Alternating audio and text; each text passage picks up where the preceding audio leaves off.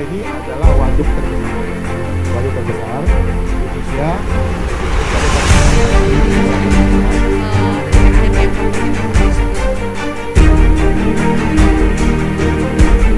Bank Indonesia ini bagian dari lembaga yang juga punya concern dengan green energy, green economy, ya.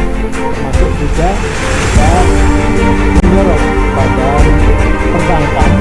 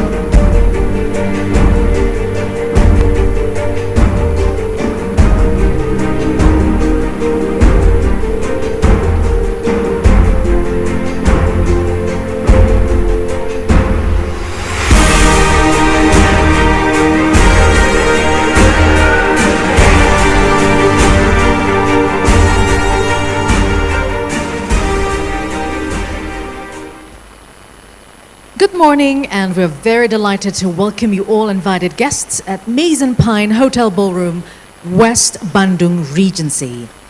Would like to invite all guests to register through the available QR code at the registration area, and for those of you who have already registered, please be seated.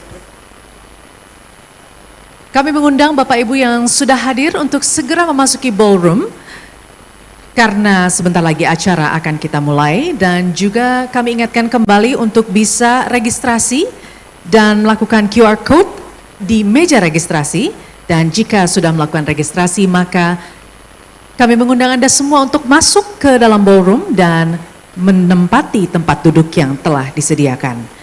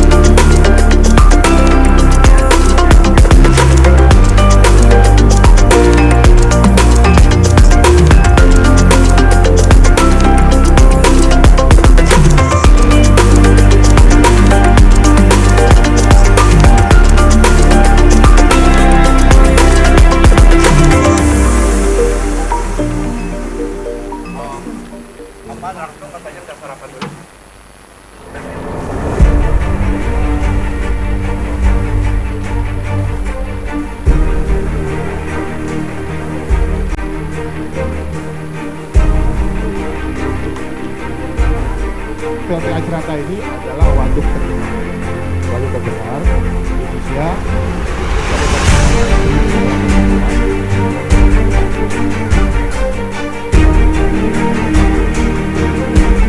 Bank Indonesia ini bagian dari lembaga yang juga punya concern dengan green energy, green economy, ya.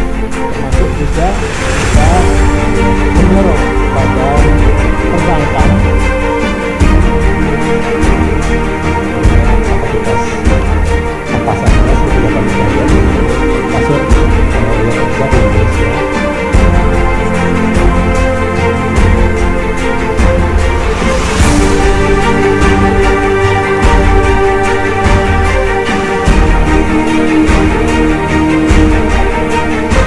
Udah nyampe.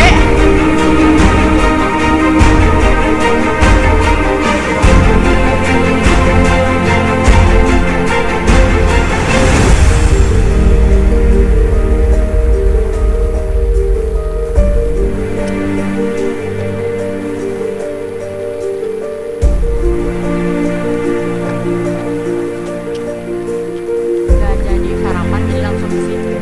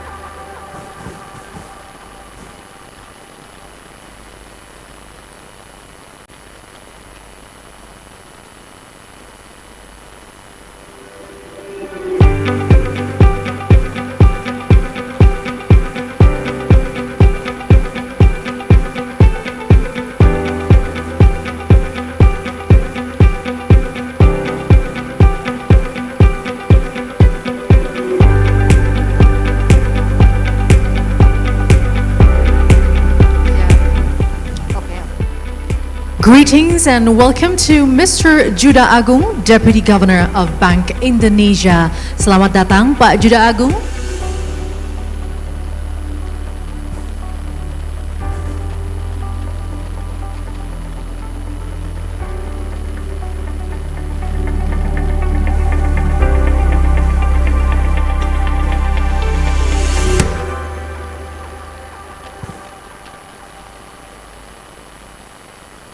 I'm Mr. Wang, I from Hyundai Corporation, and anyway, we think Indonesia is kind of the market which has opportunity. So because of that, actually, we already invested a lot in here, like a kind of Hyundai in the industrial area, and also like we also established some kind of some small automotive parts factory for a domestic market and exported to overseas, because Indonesia, we think Indonesia is kind of some main source in global supply chain. That's why the Welcome to reason the Governor of West Java Province, Mr. Ridwan Kamil. Selamat datang kami ucapkan kepada Gubernur Jawa Barat, Bapak Ridwan Kamil. And also would like to welcome Mr. Riyadno, Deputy Chairman for Investment Cooperation from the Ministry of Investment of the Republic of Indonesia. Our community where the project lives. And also would like to welcome Your Excellency Mr. Matthew Downing, UK Ambassador to Indonesia Chargé d'Affaires. Good morning to you. Infrastructure, renovating schools around the area. We have identified more than 15 schools around the close perimeter of the project area. Saya bersyukur sekali karena sekolah menjadi bagus, anak senang, guru semua pada senang gitu. Seperti yang dibayangkan itu ya, jadi bukan hayalan lagi gitu, ini kenyataan.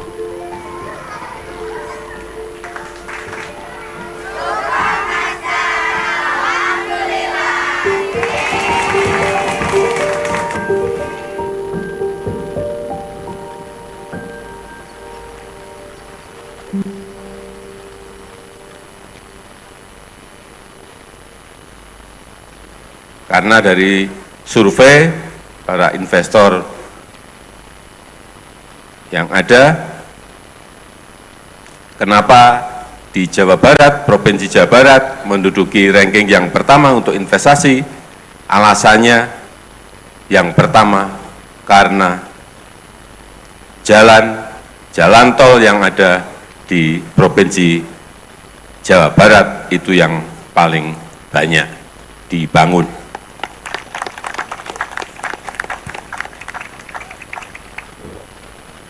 Ladies and gentlemen, we're about to begin our event today, so we ask for your cooperation to kindly be seated. Ladies and gentlemen, Bapak Ibu yang terhormat, kita akan segera memulai acara pada pagi hari ini. Untuk itu, kami meminta kesediaan Bapak Ibu sekalian untuk menduduki kursi-kursi yang telah disediakan. Terima kasih.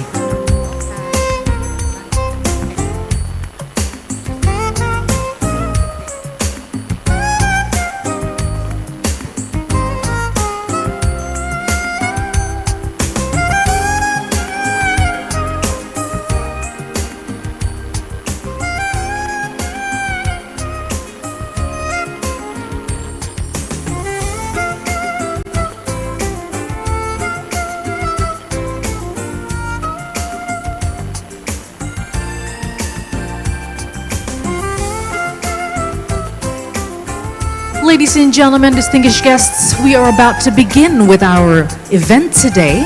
So we invite everyone to come into the ballroom and be seated. Once again, we invite everyone to come into the ballroom and be seated as we're about to begin our event today. Bapak Ibu yang terhormat, kami mengundang Anda semua untuk segera memasuki ruangan dan menempati kursi yang telah disediakan. Kita akan segera memulai acara pada pagi hari ini. Terima kasih.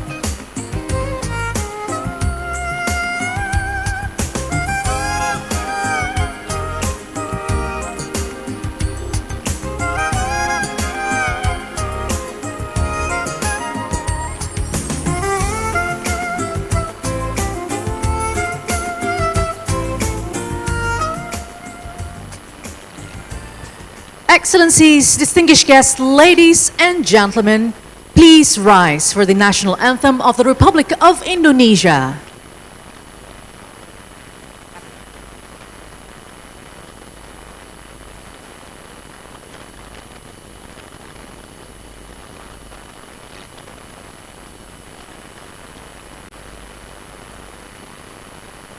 National anthem of the Republic of Indonesia, Indonesia Raya.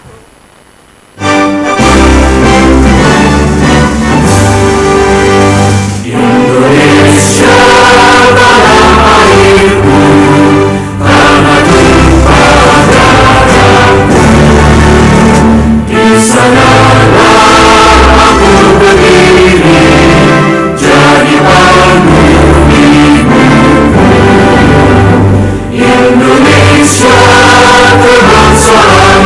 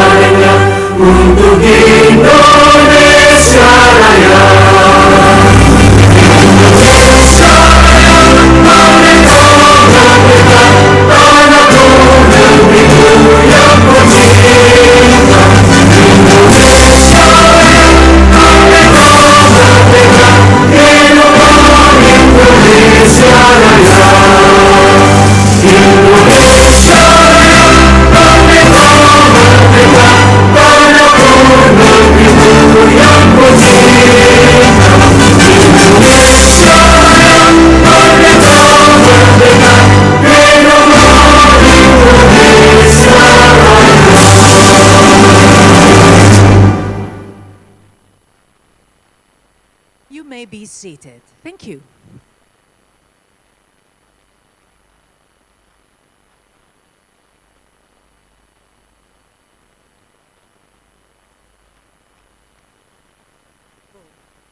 Live from Maison Pine Hotel, Bandung Barat Regency, welcome in West Java Investment Summit 2023.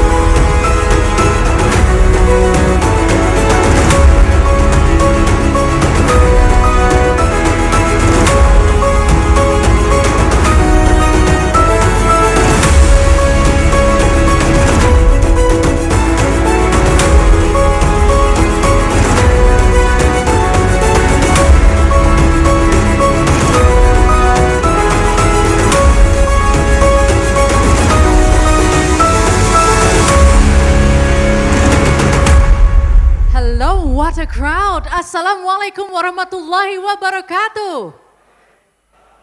We love the spirit. May peace be upon us all. Shalom, Om Swastiastu, Namo Buddhaya, Sampurasun. Wow, it's great to see everyone here. Thank you for coming all the way to West Bandung Regency here in West Java. It's great to see everyone here. We were about to have a very big event today, and before we start, I would like to say hello and welcome to our honorable mentions this morning. First of all, His Excellency Mr. Matthew Downing, UK Ambassador to Indonesia Chargé d'Affaires. Thank you very much for coming, sir. Selamat pagi dan selamat datang. Also, I'd like to say hello and welcome to Mr. Juda Agung, Deputy Governor of Bank Indonesia. Selamat pagi, Bapak. Terima kasih sudah hadir. Yes, boleh loh tepuk tangan Bapak Ibu. And also, His Excellency Mr. Riyadno, Deputy Chairman for Investment Cooperation Ministry of Investment. Selamat pagi juga Bapak, terima kasih sudah hadir. Silakan tepuk tangannya. Dan His Excellency, of course, the host for today's event, Mr. Ridwan Kamil, Governor of West Java. Selamat pagi, Kang Emil. And I've got a list here also. His Excellency Mr. Setiawan Wangsaatmaja, Regional Secretary of West Java. Selamat pagi Bapak, selamat datang. His Excellency Mr. Erwin Gunawan Hutapea, Head of Bank Indonesia, Representative Office of West Java. Good morning. His Excellency Mr. Indarto Budi Witono, Head of Financial Services Authority, Regional 2. Good morning to you as well. Excellencies, Mayors, Regions of West Java Province. Also, Excellencies, Ambassador from valued partner countries, welcome to you all. Excellency, Provincial Legislative Council of West Java, Mr. Budi Bediman. Selamat pagi juga untuk Bapak. And of course, distinguished guests, ladies and gentlemen, whether here personally or joining us online, welcome to West Java Investment Summit 2023. Please give a big round of applause. First of all, let's praise to the God Almighty, Allah subhanahu wa ta'ala. Only with His blessings and mercy we're here gathered for this magnificent event. Allow me to introduce myself. I am Rahma Alia and beyond grateful to be the host for today's event.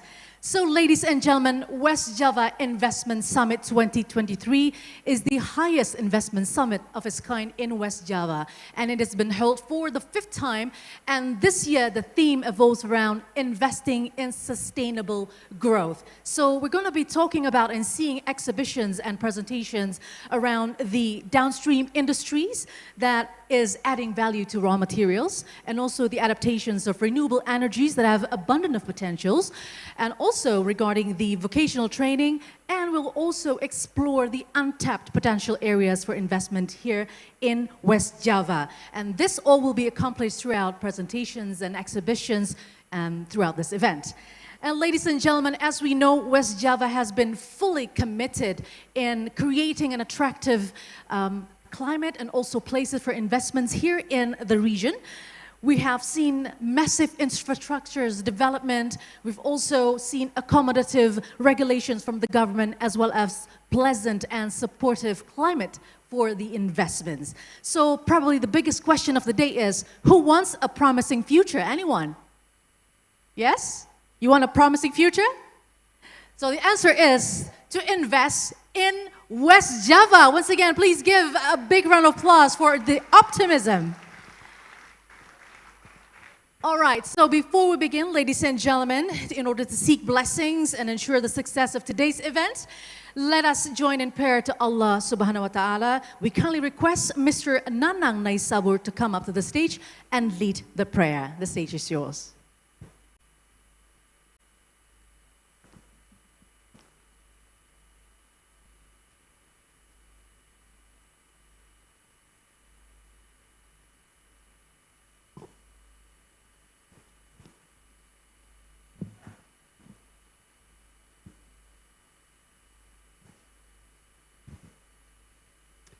Assalamualaikum warahmatullahi wabarakatuh. Mohon izin untuk memimpin pembacaan doa ini sesuai dengan ajaran agama Islam.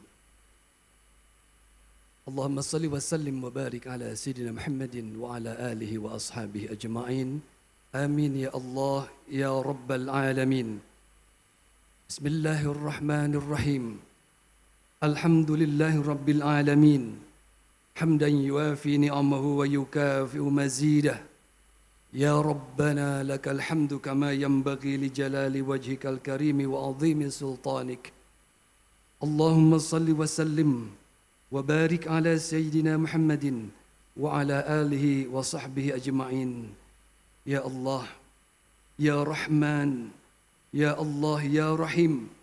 Dalam setiap kesempatan kami senantiasa haturkan puji dan syukur kehadirat-Mu. Hanya padamu kami menyembah dan mohon pertolongan. Ya Allah, curahkan rahmat dan kasih sayang-Mu pada kami yang hadir di tempat ini dalam acara West Java Investment Summit 2023 dengan memohon ridha dan izin-Mu ya Rabb. Ya Allah ya Wahhab, berikanlah kepada kami rezeki-Mu yang luas, sehingga kami menjadi masyarakat berkemampuan, sejahtera lahir dan batin. Ya Allah, ya Jabbar, ya Qahar, jadikanlah kami sebagai hamba-Mu yang perkasa, sehingga mampu melaksanakan titah-Mu dan mengikuti sunnah Nabi-Mu, Nabi Muhammad sallallahu alaihi wasallam. Ya Ghaffar, berilah ampunan atas segala kealfaan dan kekhilafan kami, keluarga kami, kedua orang tua kami, saudara-saudara kami dan para pemimpin kami. Ya Allah, ya Rahmanu ya Rahim, kasihilah kami dengan rahmat-Mu yang akan membawa keselamatan di dunia dan akhirat. Rabbana atina fid dunya hasanah wa fil akhirati hasanatan wa qina adzaban nar.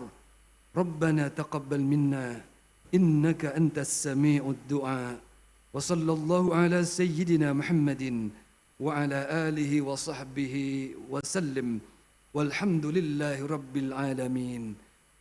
السلام عليكم ورحمة الله وبركاته. Thank you very much, Mr. Nanang, for leading the prayer. May we continuously be graced with blessings by the most graceful and the most merciful. And now, ladies and gentlemen, let's get down to business to open this West Java Investment Summit this year. Let's hear the report of the Investment Summit 2023 that will be delivered by Head of West Java Investment and One Stop Service Agency, Ms. Nining Yuliastiani. Let's hear it out. Excellencies, ladies and gentlemen, Bismillahirrahmanirrahim. Assalamualaikum warahmatullahi wabarakatuh. Good morning, welcome to West Java. I am Nining Yuliastiani, Head of Investment and One-Stop Integrated Services Office of West Java Province. West Java Provincial Government and Representative Office of Bank Indonesia West Java are very thrilled to opening our door and welcome all of you here in West Java and virtually. Today is an important day for us. Therefore, I would like to extend a warm welcome to everyone attending West Java Investment Summit 2023. Ladies and gentlemen, today is we gathered here today on the 5th West Java Investment Summit. We believe this event brings a huge impact for investment in West Java. For the first time in 2019, the West Java Provincial Government announced the Rebana Triangle as the new industrial area in Northwest Java. As the area grows, the central government handed over Presidential Regulation No. 87/2021 to the West Java Provincial Government during the West Java Investment Summit 2021 to support Rebana and the southern part of West Java. And today, we can see together how far this area has come. The development of the Rebana area shall be widely recognized, especially at the international level through the West Java Investment Summit, proven by a great deal of support from international institutions during the preparations of various study and technical assistance to build more sustainable West Java. The West Java Investment Summit has seen many historical events over the years. One of them is the development of the Lido Special Economic Zone. The Lido Tourism Development Concept was presented for the first time at WJIS 2019, making Lido Special Economic Zone the only special economic zone in West Java that is currently under construction.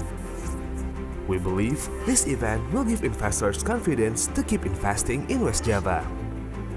As proven by West Java investment realization, which has remained on top of the national level since the event initiation, making West Java the main investment destination for investors in Indonesia.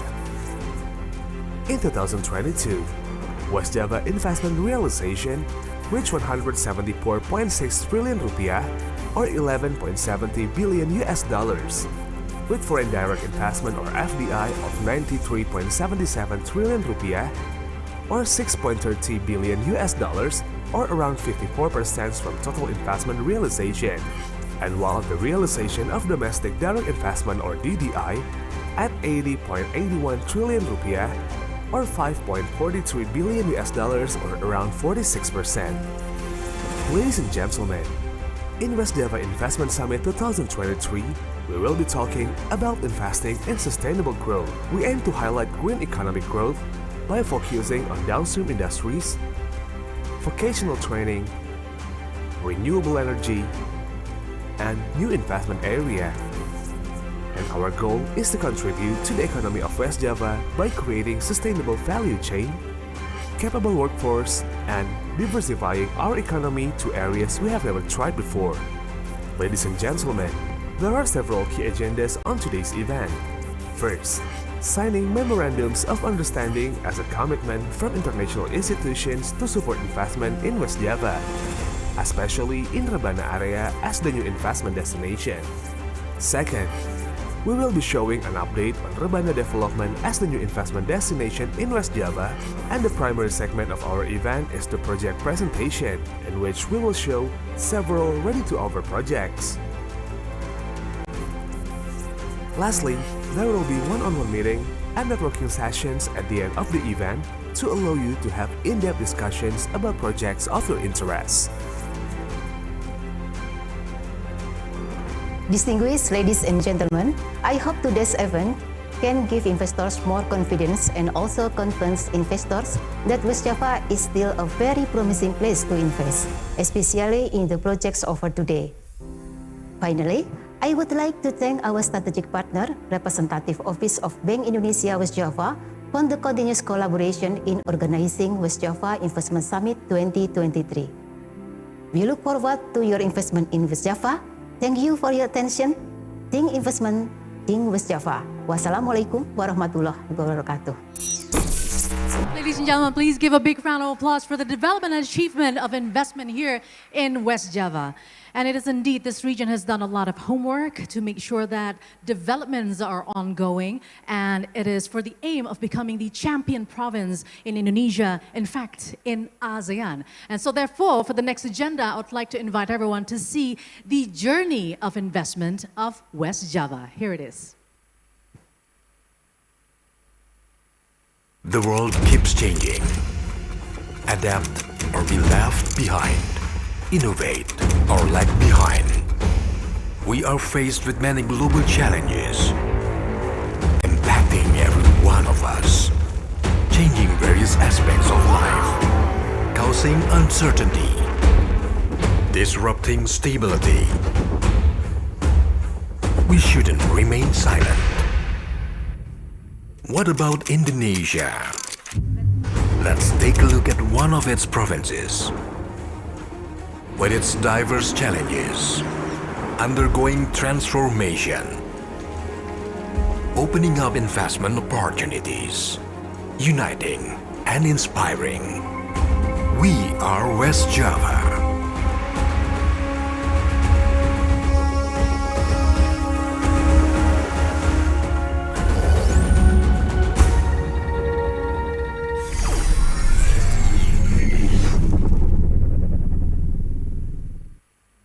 West Java has enchanting natural beauty, rich cultural heritage, and ever-growing infrastructure, supported by high-quality human resources, making the region a prospective investment destination. Investments are crucial in developing strategic sectors in West Java, such as manufacturing, renewable energy, technology, infrastructure, and downstream industry. With smart and innovative investments, West Java creates wide employment opportunities and promotes sustainable economic growth. In the midst of pandemic challenges, West Java is resilient in adapting and encouraging innovation through digital transformation in investment. The West Java government is collaborating with Bank Indonesia to increase investment realization, encourage economic growth, and improve people's welfare. Investments in West Java have been smooth sailing and have successfully overcome challenges, demonstrating the region's resilience and great potential. The northern region is an important cornerstone for the future of West Java, with a thriving industrial sector, making a significant contribution to economic growth and employment. West Java introduced the Rebana region as an effort for industrial equalization and to open new investment areas with strong infrastructure, such as toll roads, ports, and international airports. Infrastructure development that supports resource efficiency and environmental sustainability is carried out to harmonize industrial development. West Java's main focus is industrial downstreaming and vocational education to create added value and industrial competitiveness with quality human resources. International institutions play a role in strengthening West Java's position as one of the growing economic centers in Indonesia. In the southern part of West Java, the government is promoting responsible, inclusive, and sustainable development to take advantage of its natural beauty, cultural wealth, and abundant natural resources. The development focus lies on tourism, agriculture, fisheries, and renewable energy as great potentials for people's welfare and environmental sustainability. The development of transportation infrastructure is accelerated to facilitate the mobility of people and goods and to improve interregional connectivity. The West Java provincial government is trying to create a world-class urban area as a center culture, tourism center, as well as activity and service center national creative economy, which is based on higher education and industry high technology that is competitive and environmentally friendly. With the counter-magnet principle as one of the efforts equality of role and functions of urban areas core to the surrounding urban areas for minimized urban sprawl. Cekungan Bandung urban area has a strategic value to overcome the problems of urban activities.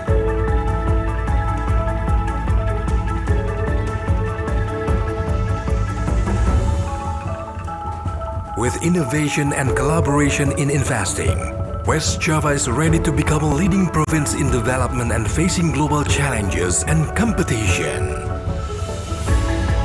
Because we believe West Java is empowered. We believe West Java will be the champion and be the pride of us.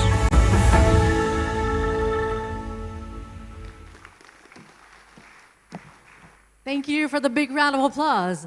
And now, ladies and gentlemen, we've seen the development and also the journey of investment in West Java. Now we have the opportunity to listen to the opening speech by the man himself who has done a lot for this region. Governor of West Java, Your Excellency, Dr. Haji Muhammad Ridwan Kamil, STMUD. Now the stage is yours. Please take it away, sir.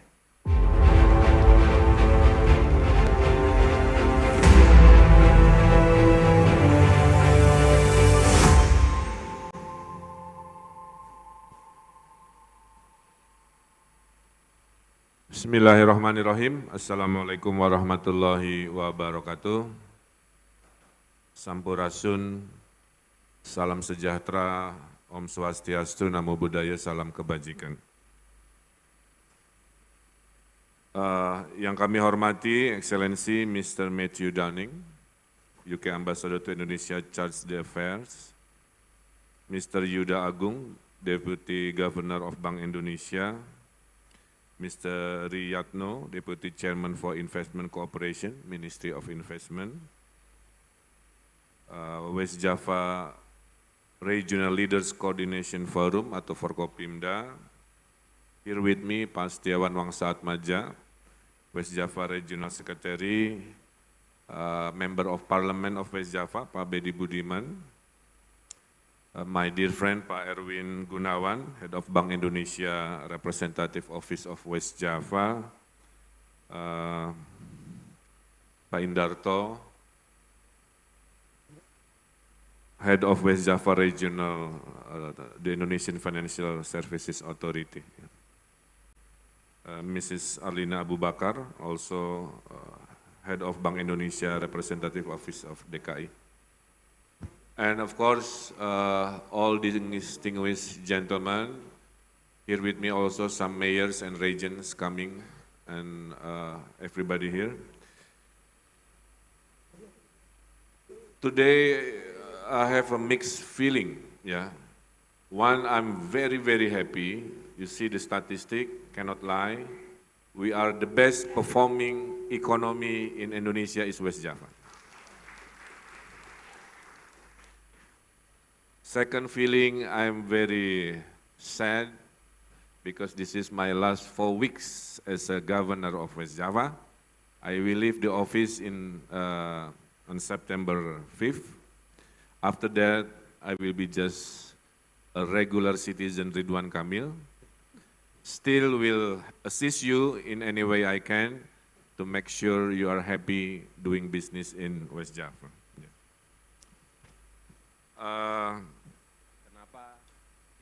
We have so many achievements. The last 5 years of my administration, we won 542 awards, yeah, national and international.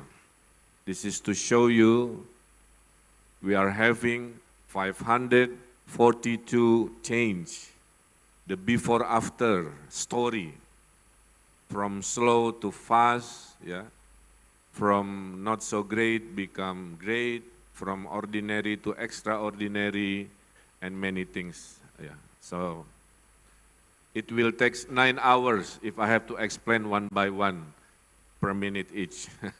So I'm summarizing today only in economic perspective. As you know, West Java is the biggest province in Indonesia. This year we are reaching 50 million people. In political terms, we have now extra 2 million voters this year compared to 2019. So the voter for next year election from West Java is the biggest, 35 million voters, yeah, because the size is so big.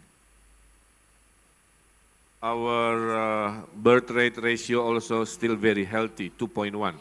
So it means a mother can still deliver one son and one daughter. Yeah. So it means up to 2045, Indonesia is the only country to have 70% of its population is a working force. That's why we are very excited to develop a very smart way of education to make sure in the next 20, 30 years, the 70% of our human capital will be the most competitive, most productive human capital in the nations. Yeah.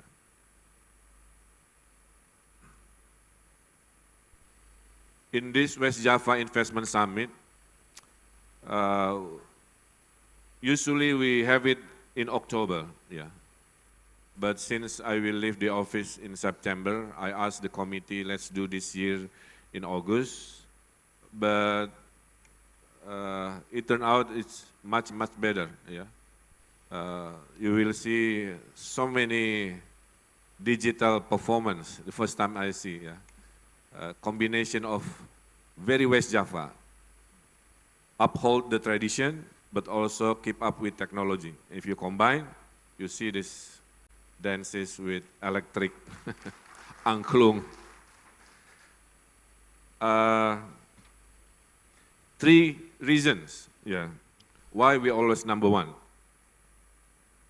And I tell my administration, we have to make sure we always number one. First, infrastructure readiness. We are the province with the biggest number of advanced infrastructures. Including the end of the month or early month of September, we will have the first high-speed train in ASEAN, compressing 4 hours into 40 minutes. You can imagine creating more people coming, more goods, and many things. We are having second one, kembali lagi. We are the most responsive bureaucracy in Indonesia. Yeah, I tell you later. We won last week berapa award Pak untuk birokrasi dari KSN? We won last week 8 awards for best bureaucracy in Indonesia. Because my mantra is very simple. You have to keep up with private sector. Yeah, what happened in Bank BCA you have to follow. What happened in Astra, West Java must follow. What happened in Gojek, in Tokopedia, we have to keep up. So that's my spirit to my bureaucracy. We are focusing many things on digital. The third one, why we are number one, is the human capital of West Java is the most productive in Indonesia. We calculated using ICOR index. Yeah. ICOR is the productivity index. The smaller the numbers means the more productive the workers. Yeah.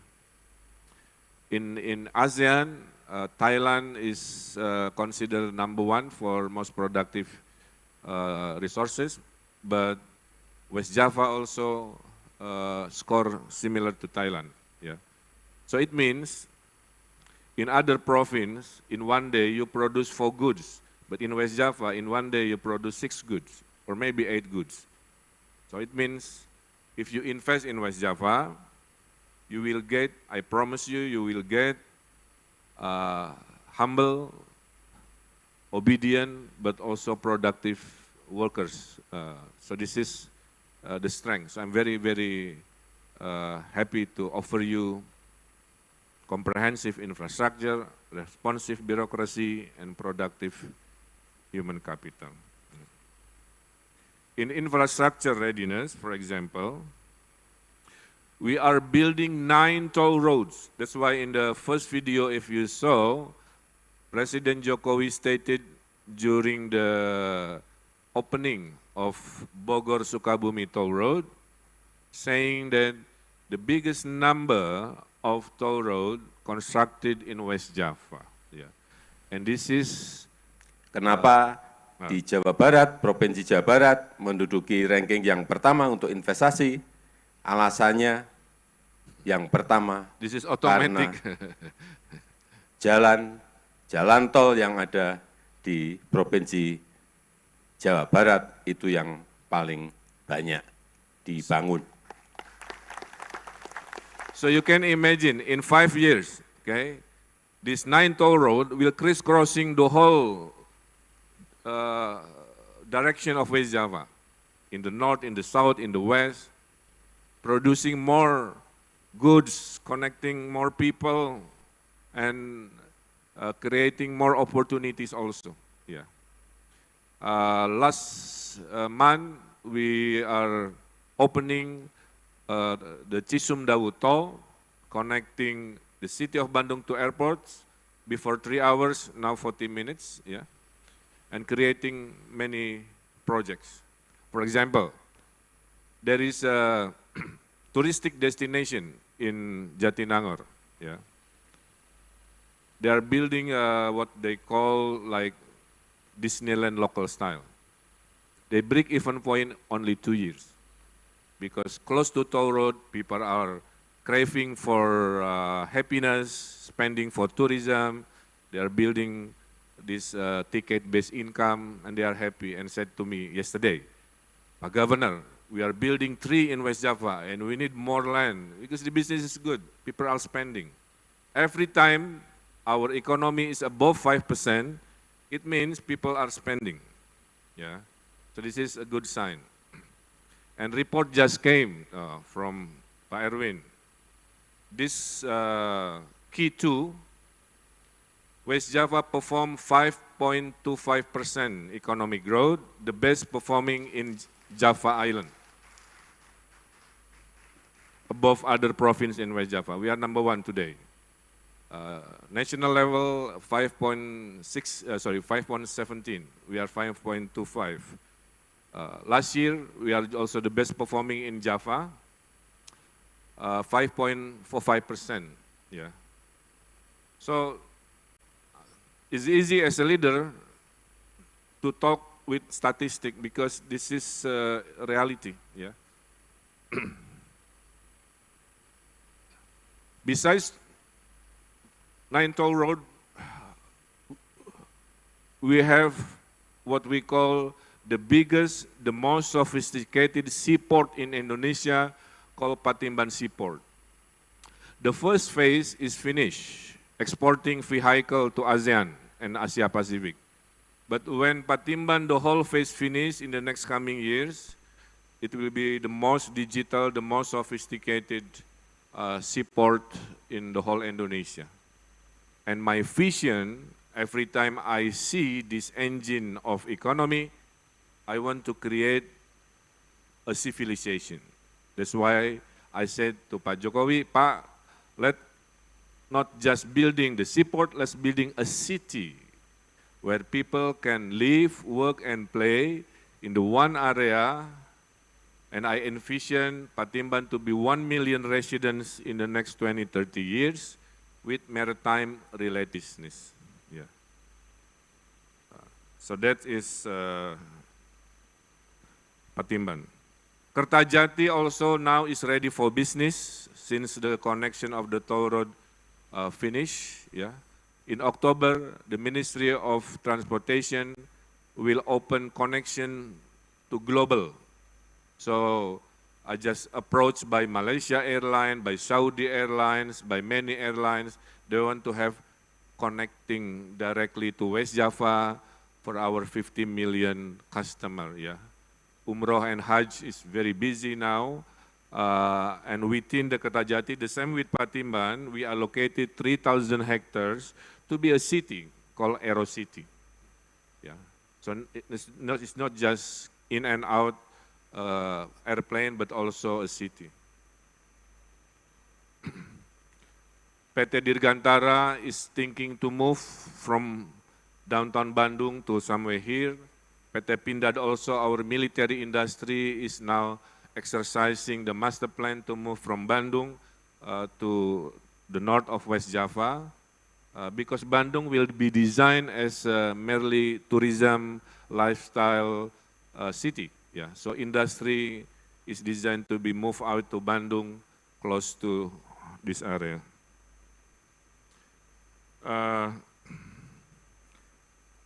In terms of human resources, we are increasing the number of workforce. In the last 5 years of my administrations,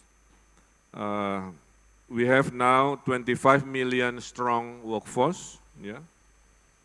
And I'm very happy to report to you also, the last 5 years we have increased the permits and recommendation very fast from our digital responsive investment system. From only 9,000 in 2018 when I was started as a governor, increased to 33,000 something permits. So many business coming and they are happy customer, yeah.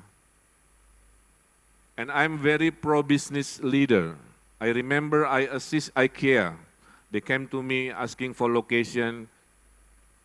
I assist them, showing them option, including I assist them physically to bring the IKEA, and finally IKEA is happily having business in this Kota Baru Parahyangan. Next one, realization of national project investment. The biggest one, tepuk tangan for Hyundai, give a round of applause. I own Hyundai Ioniq. It's not promotion, but I'm just telling the story.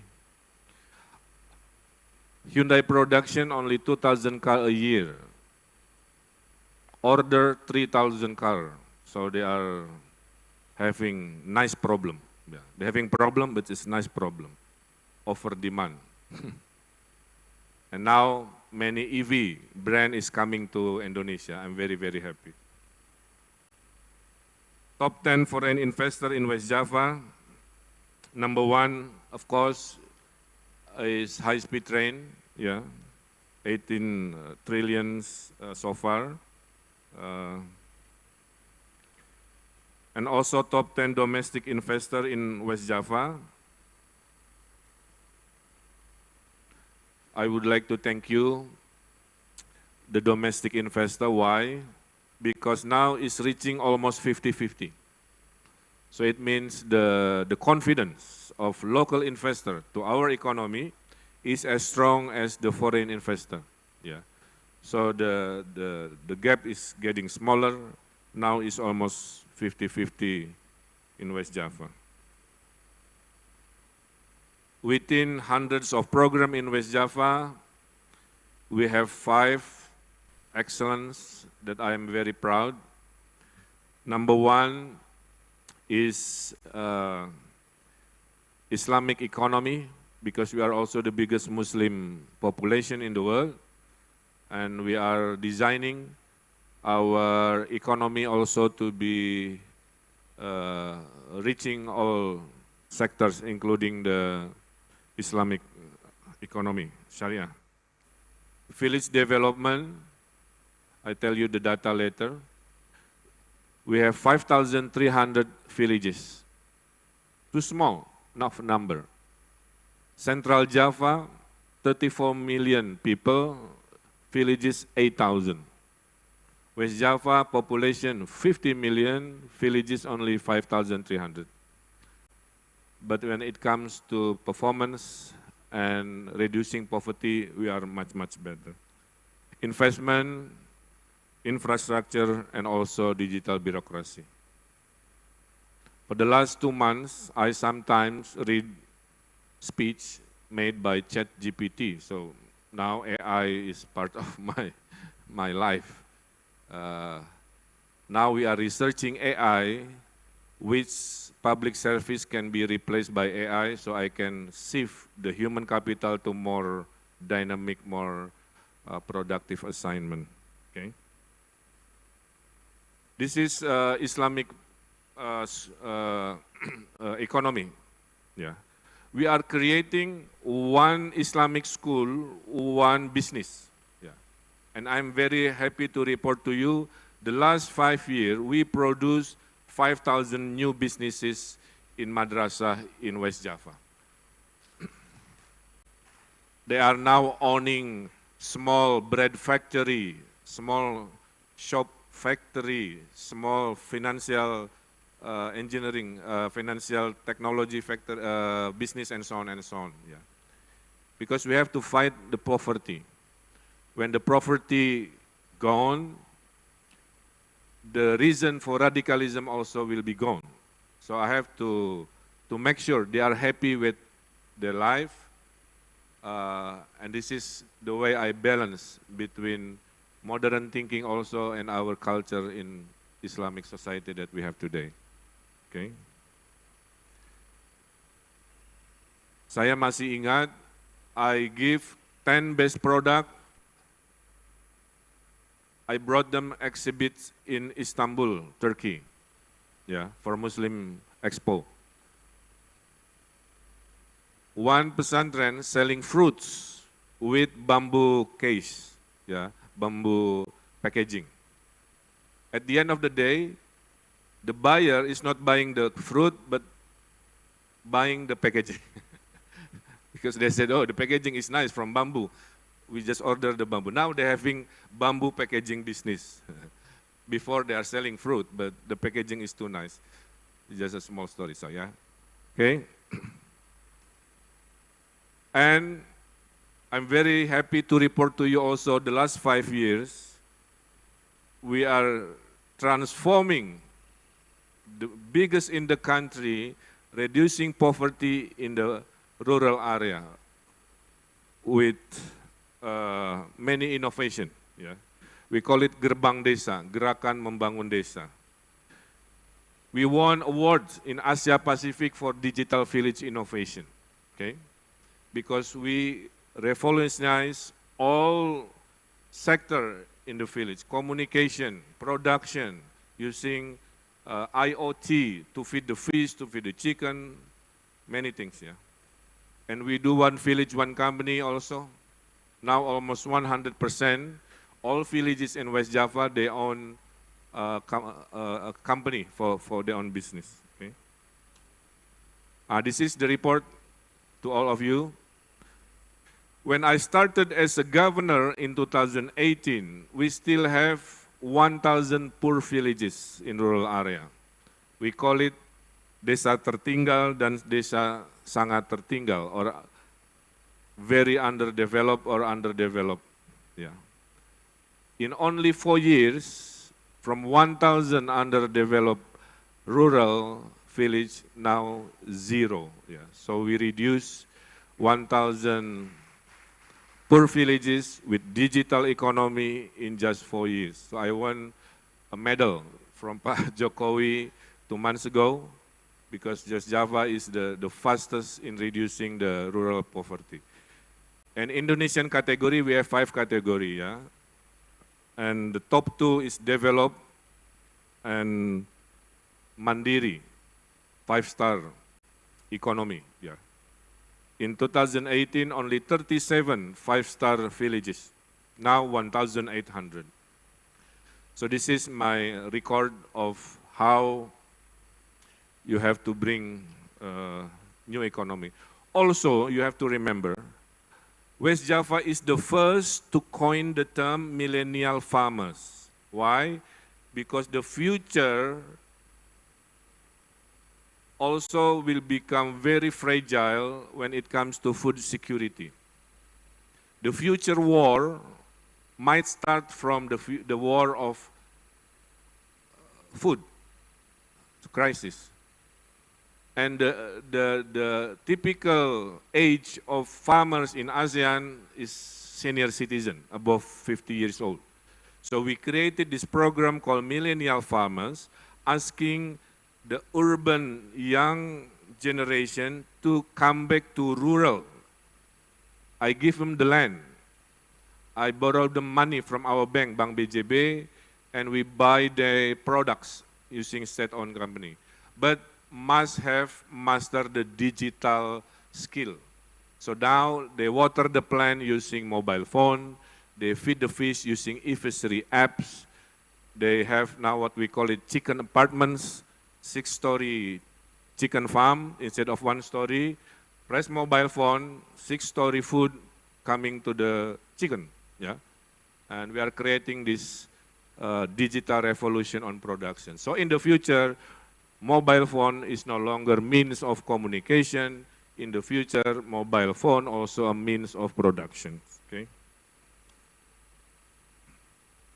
And when it comes to what I'm talking about, investment realization in West Java now always the highest in the last 5 years. So I'm not talking we are the biggest investment destination this year only. The last 5 years of my administration, West Java is always #1. Last year, 174.6 trillion.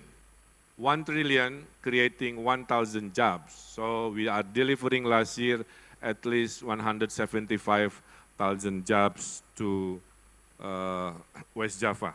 Yeah. And the top 3 investors coming to West Java, #1 is People Republic of China. Anyone from China? If there is, I want to say xie xieni for investing as a #1. Second one is usually either Singapore or Japan. Anyone from Singapore or Japan? Thank you for Singapore. Arigato gozaimashita for Japan. Yeah. And this is the 5 sector why the investor would like to invest in West Java. Number 1, transportation, warehouse, and communications. Thank you, Amazon, for investing in big data center. You are building 3, and I heard you are expanding.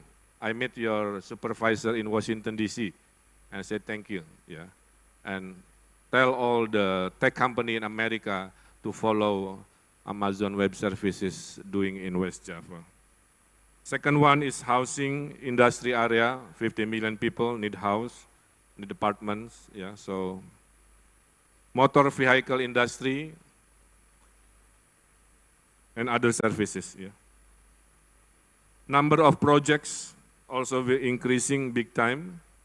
In 2017, from 7,000 projects, jumping to 21,000 projects for foreign. Domestic from only 1,700 projects, jumping to 24,000 something projects. Yeah. Investment value also increase, and as you see, almost 50-50 foreign and domestic also. SMEs, not to forget, this is many forget, yeah. More than 90% of our workforce absorbed by SMEs business. So I'm inviting all you also not to invest only in big projects, but also SMEs projects. But if SME you multiply by 100 outlets, then you have a big, strong economy and business. Yeah. SME is small, but if you multiply by 100 outlets, by 1,000 outlets, then you have the size of very great economy. And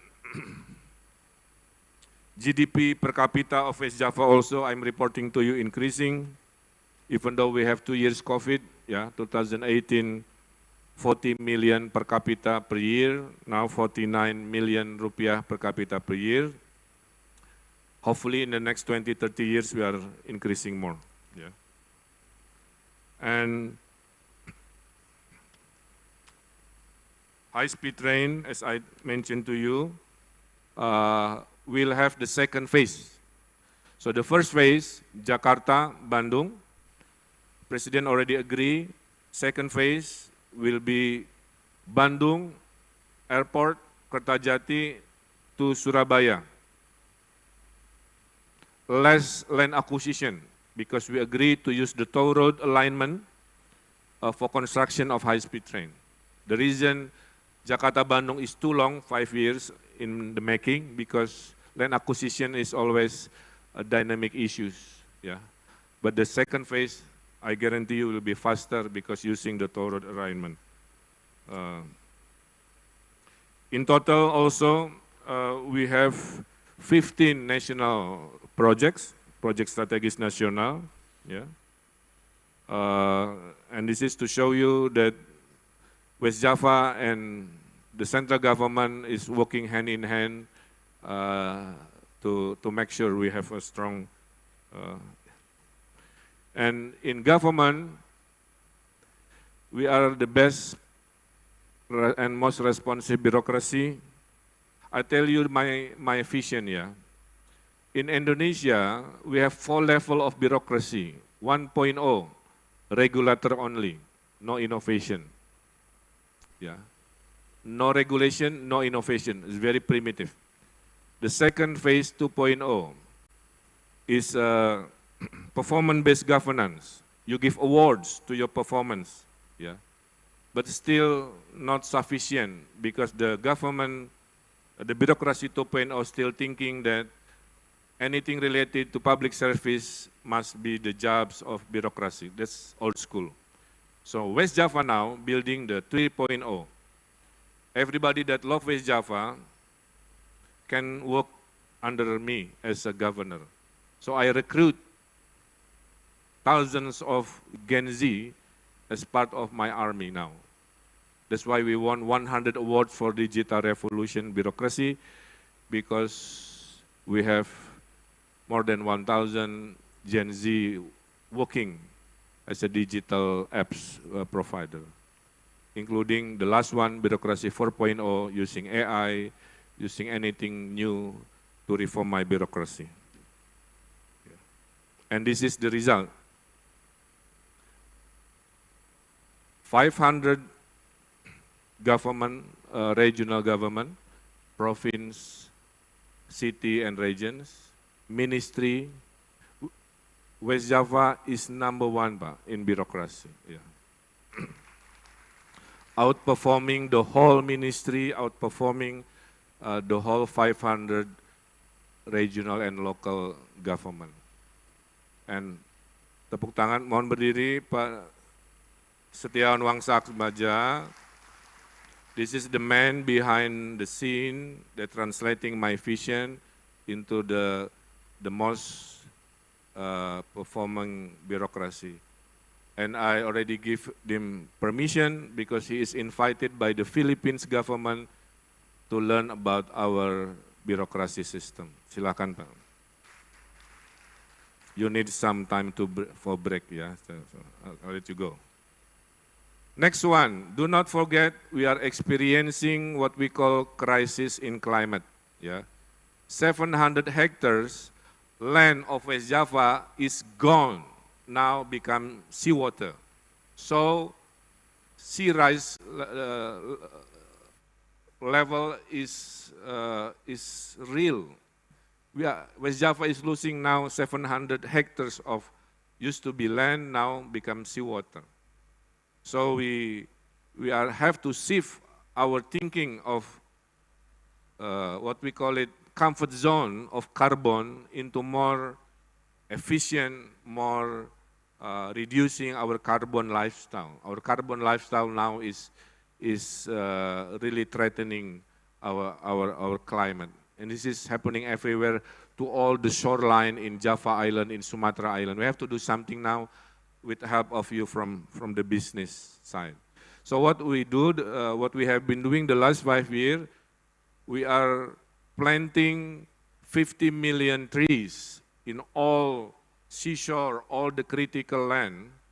But now, last week, we are passing our target of planting 50 million trees. We have been planting now almost 80 million trees in the critical land in West Java to make sure we have a good environment for our next generation to live in. And this is also the good news. In 2050, Indonesia will have self-sufficient renewable energy. UK, Europe must learn this big potential. Yeah. Combining the solar, wind, water, and geothermal will produce 400 gigawatts potential power in 2050. And 300 million, our population of Indonesia will consume only half. So in the future, Indonesia will export forever to the world renewable energy. So we are hoping to have a technology transporting this renewable energy in Indonesia and making the world a better place. No more fossils, no more taking things from the earth. Majority we are using renewable energy. So I'm inviting you also to start now because Indonesia promised to the world 2050 to 2060 to be net zero society. To keep that promise, we have to start now. So we are inviting company from any country in the world to tap this renewable energy potential. And the biggest one we are building now is with Masdar. Any representative from Masdar? We are building the biggest solar panel in ASEAN, floating on the water in Cirata. Okay? This is our commitment. We are making regulation to mandatory all the rooftop of the factory, also planting the rooftop solar panel also. We are now promoting EV everywhere I go. I am the first public official to use EV 3 years ago. Yeah. I even designed the motorbike Ridwan Kamil edition because I'm an architect, so I like to design beautiful things. So it will be released soon with local company called Wjis. Yeah. And also West Java is the biggest reserve of geothermal in Indonesia because we have so many active volcanoes. Only 10% tap as energy, 90% geothermal ready up for grab for business. And wherever you have volcano, you have also hot spring. So I'm inviting tourism business, onsen, Japan onsen company or Korea to use this hot spring everywhere in West Java for hot spring tourism business also. Yeah. So that's basically what we have when it comes to green. And last point I want to tell you is West Java is in line with the Pak Jokowi direction to downstream the industry. Yeah, we have 7 benefits why we have to do downstream. Economic growth will be accelerated because money is coming.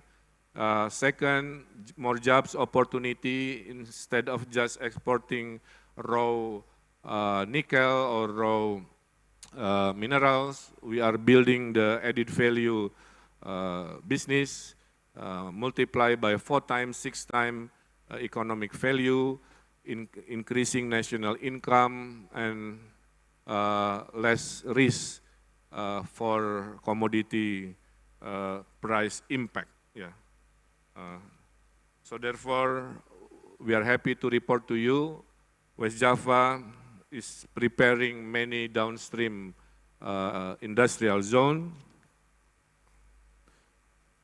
including what we call Rebana area. Yeah. Rebana area is the future economy of West Java. In the north, flatland, easy to manage for industry. We are designing 13 new industrial city. So I'm inviting you to own one of the 13. And the central government pledged to invest in infrastructure, 234 trillion in Rebana, and 150 something trillion for the south of West Java. But we are talking Rebana, so it means the south of West Java is for tourism, fishery, and agriculture, but the north West Java is full industry and some of agriculture. Yeah. And I'm happy to report to you also, West Java, so many industry, but the rice production, we are surplus, 1.3 million tons a year. So West Java is very balanced, yeah. Factory everywhere, but rice field we keep strictly. So we produce last 5 years, I'm very proud to say, 60,000 hectares new areal for rice to make sure my people, they have enough rice in their homes. And we are also promoting special economic zone. So I'm happy to report to you, the first special economic zone is approved by the central government and the award went to Lido. Perwakilan dari MNC mohon berdiri. Pak Adrian. Nah, Pak, I work very hard to get this special economic zone award, Pak, on your behalf. Make sure you deliver ya, Pak. Governor just lobbying. You are now to prove, yeah. Because once you get the status of special economic zone, you are self-regulated. Yeah, you are self-regulated, you can make your own regulation, less tax, incentive, and many things. It's a good model, yeah. So ladies and gentlemen, I think to conclude, this is my last time standing here. I've been serving my people almost 5 years. This is my time to say goodbye, yeah. After this, I don't know where I have to go, but options are all good, yeah. I can extend my terms in West Java, survey in Jakarta also very good. National level also still very dynamic, so see what happens. But Ridwan Kamil will be the same. I'm a pro-business leader. I understand your concern. I'm educated in Islamic school in West Java, but also I was educated in UC Berkeley, United States, so I'm combining local knowledge of Indonesia and also international global thinking. This is where I am. So, and this is to prove to you West Java Investment Summit is one of the best event in Indonesia. Today we will witness, berapa Bu yang ditawarkan? 70? Yeah. We are now offering 70 trillions projects 2023 for you to consider to be part of our economy. Once again, thank you for coming. Let's do some business and let's make sure West Java is always #1 in your mind to be the best province for investment in Indonesia and hopefully in the future the best investment destination in ASEAN. Terima kasih, hatur nuhun, good day, and selamat melanjutkan kegiatan. Big round of applause for Governor of West Java, Bapak Ridwan Kamil. You will surely be missed, Pak Ridwan Kamil, after 5 years with a lot of achievements, 500 more awards, that's amazing.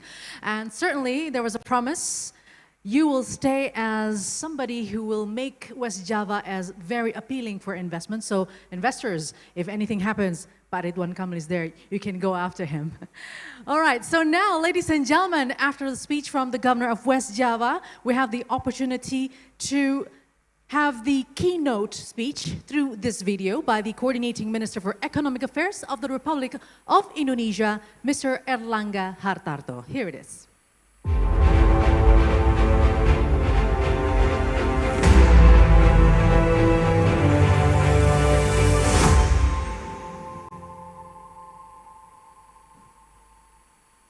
Good morning, Honorable Pak Luhut Binsar Panjaitan, Coordinating Minister for Maritime and Investment Affairs of Indonesia, Pak Bahlil Lahadalia, Minister of Investment of Indonesia, Pak Yuda Agung, Deputy Governor of Bank Indonesia, Honorable Mr. Khaw Kim Hoon, Secretary General of ASEAN, Pak Ridwan Kamil, Governor of West Java. I'm deeply honored to stand before you for the West Java Investment Summit 2023, and I hope everyone is doing well. I extend my highest appreciation to Honorable Governor of West Java and the team who initiated this meeting that is in line with Indonesia's commitment to promoting stable and sustainable economic growth. Ladies and gentlemen, second quarter 2023, Indonesia economy grew positively at 5.17% on year-on-year. That accomplished significant to that our economic growth has remained 5% for 7 consecutive quarters. Indonesia Purchasing Manager Index was at an expansive level of 53.3 in July, which lasted for 23 consecutive months. Thus, Indonesia has achieved a notable milestone by reclaiming its status as an upper middle income country, according to the World Bank classification updated in July 2023. The driving sectors of the economy are becoming more remarkable, especially in the manufacturing industry, which adds significant economic value and is also supported by strong domestic demand, notably in the manufacturing sectors, especially for transportation equipment subsectors. It's through the highest growth of the vehicle production as well as consumption amidst the global economic situation. We must continue this achievement through several strategies, in particular by enhancing quality of human resource, implementing the value-added program, including the downstream program of natural resources, increasing investment that create jobs in wide scale. Local government continue to optimize the good prospect of investment financing in Indonesia that is reflected by the affirmation of Indonesian sovereign rating by various international rating agencies. As comparison, the US currently having a downgrade by Fitch rating. the latest update from RNI rating, which upgraded Indonesia outlook from stable to positive and maintained Indonesia's sovereign credit at BBB+. This upgrade was supported by strong economic performance and maintained economic resilience, coupled with managing the inflation within the target range at below 3%. Ladies and gentlemen, the improvement of the investment in the region, supported by the job creation omnibus law, which regulates several aspects. Firstly, the business and investment climate and licensing process is simpler, and second, through the integrated process of online single submission. Thirdly, the establishment of limited liability company to be simplified, and there are no longer minimal capital requirement. Lastly, is investment incentive for investment in special economic zone like free trade zone, free port. In addition, investment ecosystem also necessary to strive for investment breakthrough through the state budget, regional budget. To respond to that, government has supervised and formulated policy that support the good investment climate. Law on central and region financial relations help to start the acceleration of regional autonomy efforts through creative financing based on the abilities, capabilities of local government to access regional debt financing that can fulfill the needs of their society through infrastructure development. Regional government could also utilize the alternative instrument to support fiscal independence through municipal bonds or sukuk and regional sovereign fund. This investment could create multiplier effect at the same time to back up fund in the emergency situation. Ladies and gentlemen, during COVID, government implemented counter-cyclical policy to maintain favorable economic condition, and one of the policy that united at that time was regional national economic recovery. West Java was one of the region that made use of the regional pen loan of 4 trillion Indonesian rupiah, and effective management of local debt financing instrument that can be utilized for infrastructure development. West Java province is one of the region with high fiscal capacity that is potential candidate to issue a municipal bond or sukuk, as well as regional sovereign fund, and all of the people of West Java themselves could be the investor of those instruments.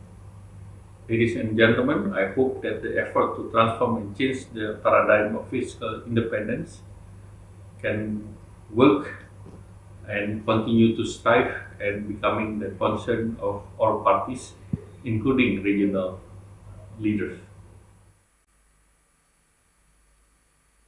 Let's give a big round of applause, everyone. So it was the keynote speech by the Coordinating Minister of Economic Affairs of the Republic of Indonesia, Mr. Erlangga Hartarto. So we've seen how West Java is now really focusing on aligning the development with the love of the environment, and all of those are projected through the projects that are ready to offer. And also we want to reach the net zero emission country by 2050. Well, hopefully this will be a reality. We need a lot of support from all of you. So now, ladies and gentlemen, let's move on to the next event or the next session for this event. We have the privilege now to listen the keynote speech, which will be delivered by Deputy Governor of Bank Indonesia, and the man himself is already here. So please join me to welcome His Excellency Mr. Juda Agung. The floor is yours, sir.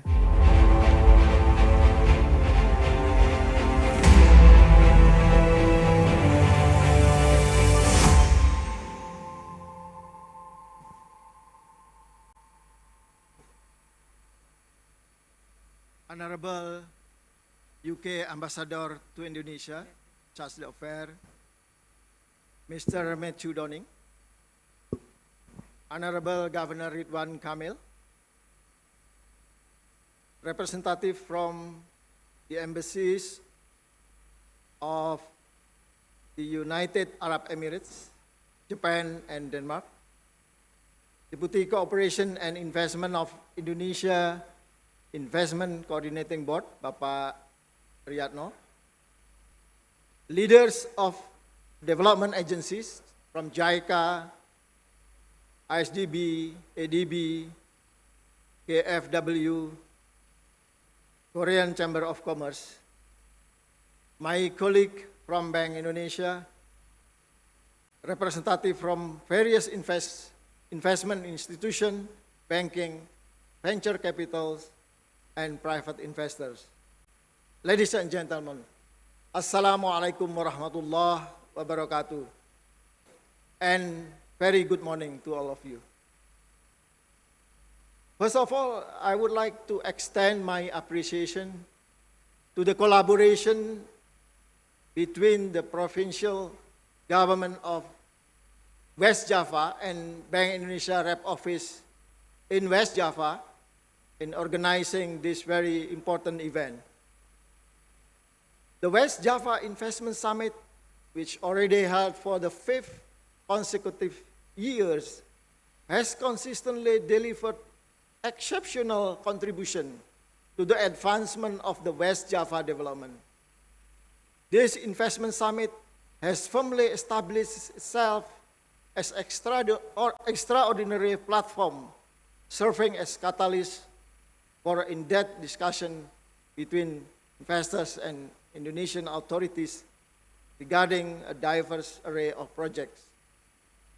Moreover, it has effectively facilitated the realization of various projects in West Java, including the largest solar power plant in Cirata that I visited yesterday. Today, I would like to discuss our assessment on the recent global economy and Indonesian macroeconomic outlook and the vast economic potentials that the country can offer to potential investors. In a world marked by uncertainty and challenges, Indonesia emerged as a beacon of opportunity and stability. Let us first look at the global economic landscape. While challenges persist, such as supply chain disruption and inflationary pressures, the global economy remains resilient, and the risk of global recession can be avoided. In 2023, we expect the global economy is projected to fall to 2.7%. While we see the US and several European economies are projected to pick up, the China economy as a factory of the world is slower than our expectation. Going forward, as the global economy begins to regain its footing, investors are seeking promising destinations to capitalize on emerging opportunities. In this context, Indonesia stands out as attractive investment destination. The country's macroeconomic outlook is robust and resilient. Over the years, the country has demonstrated remarkable economic stability and consistent growth. With the GDP exceeding 1.3 trillion US dollar, Indonesia is the largest economy in Southeast Asia and the fastest growing economies in the world. In the latest publication, Indonesia's economy grew at 5.17% in second quarter of this year. The government prudent fiscal management, coupled with the effective central bank policy mix, has played an important role in supporting economic growth while at the same time maintaining macroeconomic stability.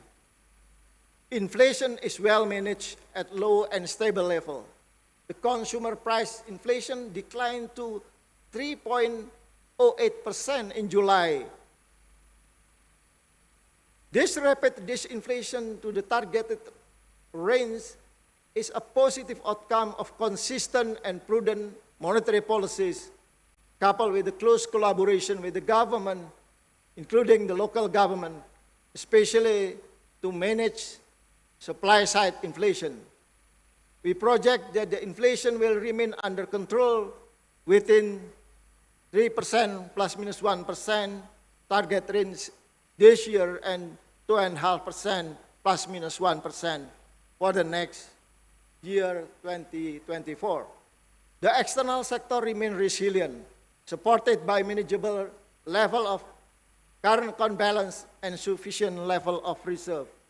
In 2023, we expect the current account will be maintained in the range of surplus 0.4% and to deficit 0.4% over GDP.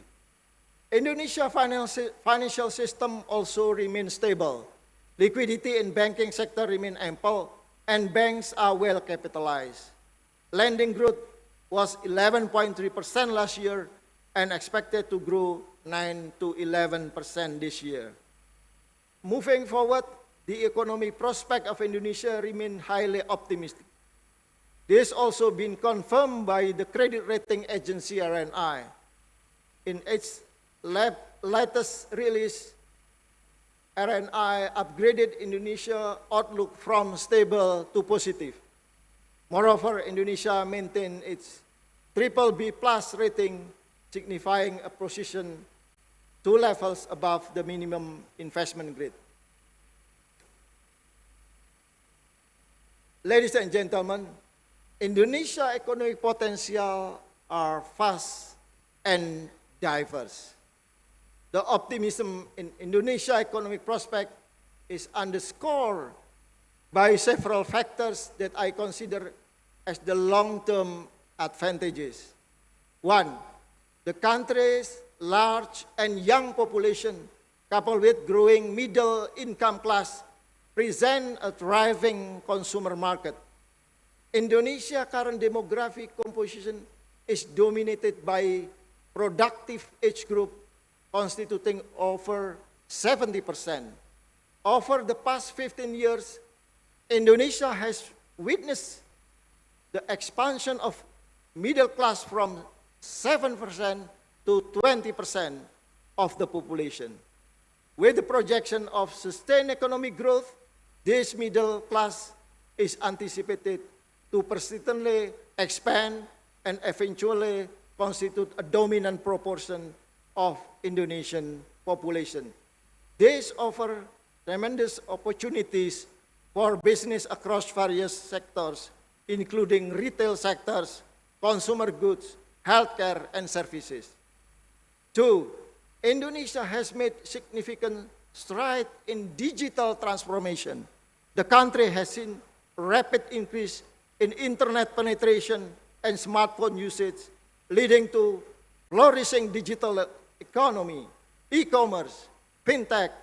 Digital services are booming sectors with immense potential for investors seeking to capitalize on digital revolution. Indonesia has 77 million internet users, number 4 in the global. 353 million mobile phone users and 160 million social media users. A recent publication by IMF cites Indonesia as having the world's highest growth rate in e-commerce transaction, surpassing both advanced economies and rapidly developing nations such as India and Vietnam. 3, infrastructure development is another area that offers immense potential in Indonesia. The government has placed significant emphasis on improving transportation network, expanding port and airport, and enhancing digital connectivity. These infra projects not only fuel economic growth, but also create opportunities for investment in sectors such as construction, logistics, and telecommunication. Fourth, Indonesia is committed to sustainable development and transitioning to a greener economy. The country has abundant renewable energy resources, including solar, wind, hydro, and geothermal. The government's focus on renewable energy generation present attractive opportunity for investors in the green economy sectors, contributing to the environment sustainability and long-term profitability. Distinguished guests, ladies and gentlemen, to further facilitate investment, Indonesian government has implemented reform aimed at improving the ease of doing business and ensuring regulatory certainty.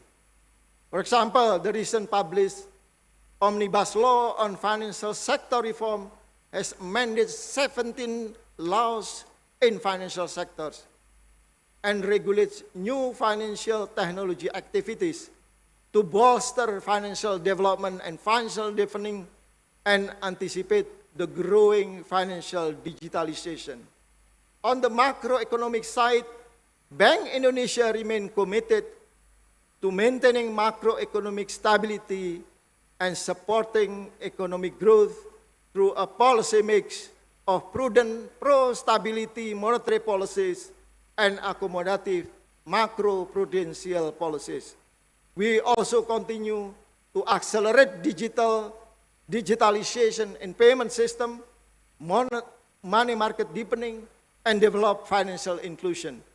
Fiscal policy remain prudent, with the fiscal deficit has returned to 3% fiscal rule last year, 1 year earlier than envisaged before. Distinguished guests, ladies and gentlemen, I will stop my remark here. However, before concluding, I would like to emphasize that key factor in driving investment lies in the strong coordination, strong synergy between the government, local government, Bank Indonesia, and all industry players, including banking sector. Hence, to expedite investment across region in Indonesia, including West Java, Bank Indonesia has established a special unit, we call it Regional Investor Relation Unit, RIRU. This dedicated unit situated within Bank Indonesia Rep Office will focus on facilitating and assisting local government to enhance investment realization within their respective region. Currently, Bank Indonesia has established 14 RIRUs across Indonesia. These regional investment units are continuously fortified to achieve optimal efficacy, driven by primary goals of managing investor perception, unlocking the full potential of each region, and reducing asymmetric information. To conclude, let us continue the positive strides we have taken in advancing development and investment in West Java that in turn contributing to the economic revitalization in Indonesia and its journey toward a more prosperous Indonesia in future. Thank you. Assalamualaikum warahmatullahi wabarakatuh. Waalaikumsalam warahmatullahi wabarakatuh. Pak Juda Agung, kindly please stay on the stage. Thank you very much, Pak, for the keynote speech and also the support for West Java and stabilizing the national economy status for Indonesia so that that's appealing for investments. Kindly stay on the stage and maybe move forward a little bit. Yes. And now, ladies and gentlemen, we are moving forward to our next agenda, which is the signing of MOUs and also handing over some documents, very important ones. And for this opportunity, I would like to invite once again the Governor of West Java, Bapak Ridwan Kamil. Could you please come on stage as well? So we have a series of MOU signings. Now we begin with the first one. We invite representatives from JICA and World Resource Institute Indonesia to come up to the stage. Please welcome Mr. Yasui Takehiro, Chief Representative of JICA Indonesia, and Mr. Nirarta Samadi from Country Director of WRI Indonesia to do the signing. And also we invite head of Rebana Metropolitan Area, to sign this cooperation agreement. Please welcome Mr. Bernardus Jonaputro. The first signing of the MOU, Mr. Bernardus Jonaputro will first sign the documents, please. So we begin with WRI first. Ladies and gentlemen, this cooperation agreement between Rebana Metropolitan Management Agency and World Resource Institute regarding green and low emission industry development strategy in the Rebana metropolitan area. Thank you very much. And now moving on to the next one with JICA, Memorandum of Understanding between Rebana Metropolitan Management Agency and Japan International Cooperation Agency, or JICA, regarding project for Rebana area development, which is related to Patimban International Airport. Now from JICA representatives now signing. Please give a big round of applause for the first MOU signing this morning.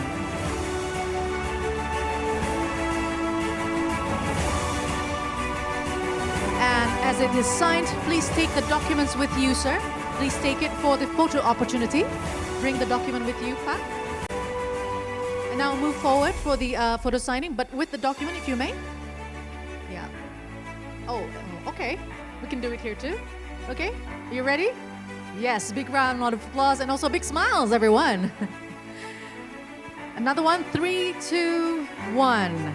Thank you very much. Thank you, and representative from JICA and also WRI, you may return to your seat, as well as Pak Bernardus Jonaputro, you may return to your seat. Pak Ridwan Kamil and Pak Juda Agung, please kindly stay on the stage. You will be here for the entire MOU signing, actually. Okay, now let's move on to the next MOU signing. We would like to invite the representative of Kadin Jabar, PT Penjaminan Infrastruktur Indonesia Persero, Universitas Pajajaran, and Startup Bandung to come up to the stage. Please welcome Mr. Cucu Sutara, Mr. Wahid Sutopo, Mrs. Rina India Stuti, and Mr. Aji Santika. So for this opportunity, Mr. Ridwan Kamil, the West Java Governor, will sign the document first. Pak Ridwan Kamil, you may sign the documents or the MOU. So joint agreement between West Java Provincial Government and Startup Bandung on facilitation and development of local startup companies in West Java. And there's also the Memorandum of Understanding between West Java Kadin and West Java Provincial Government on cooperation in strengthening or revitalizing vocational training education. And the last MOU signing here is the West Java Provincial Government and PT Penjaminan Infrastruktur Indonesia and Pajajaran University on capacity building, screening project, assistance and consultation of PPP projects in West Java. All right. Now the other parties are now signing the MOUs.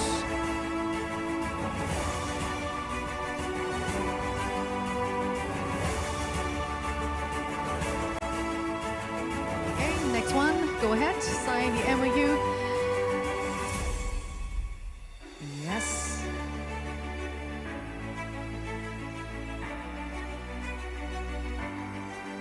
One of the assets of the province of West Java is the people, so capacity building is very much needed as well for this region. Here you go. These are the signings, the MOUs, to show to everyone the commitment of capacity building. Okay, next one.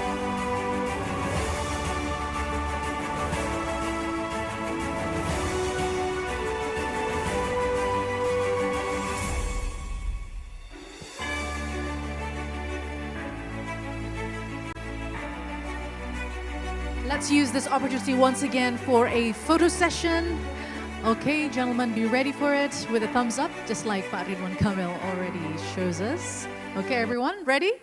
3, 2, 1. With a bigger smile, please, everyone. 3, 2, 1. Let's give a big round of applause for the second MOU today. So you may return to your seat, except for Pak Juda and Pak Ridwan Kamil. Kindly stay on the stage.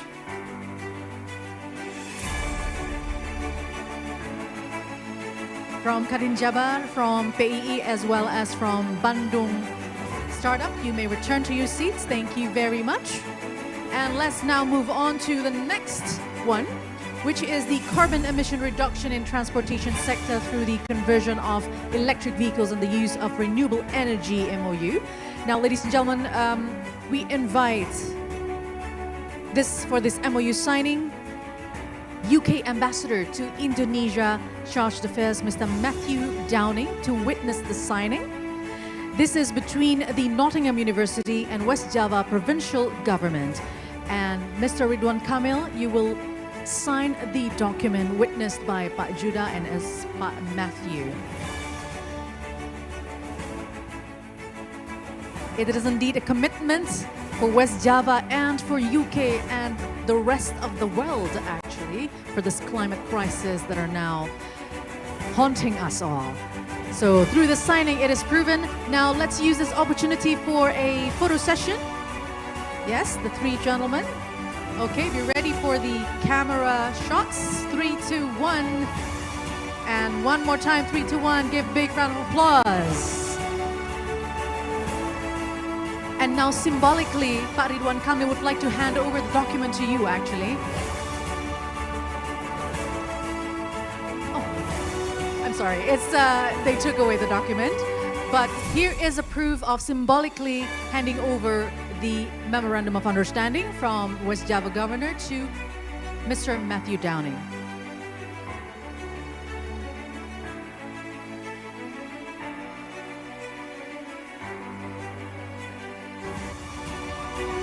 And thank you very much. Thank you very much. Sorry for the inconvenience. Thank you, Mr. Matthew Downing. And the last but not least, ladies and gentlemen, we are moving towards the symbolic cooperation session in which we will be presenting a contract. 3 representatives from the consortium. Please come up to the stage, consortium Sumitomo EPN HIDS. Mr. Hiroshi Hori from Sumitomo Corporation, Mr. Ahmad Rizal Rosendrawan from PT Energia Prima Nusantara, and Mr. Toshiaki Tatsu from Hitachi Suzen Corporation. And to do this is a handover of document from West Java Governor Mr. Ridwan Kamil, accompanied by Mr. Judah Agung, to hand it over to the consortium of Sumitomo EPN HIDS.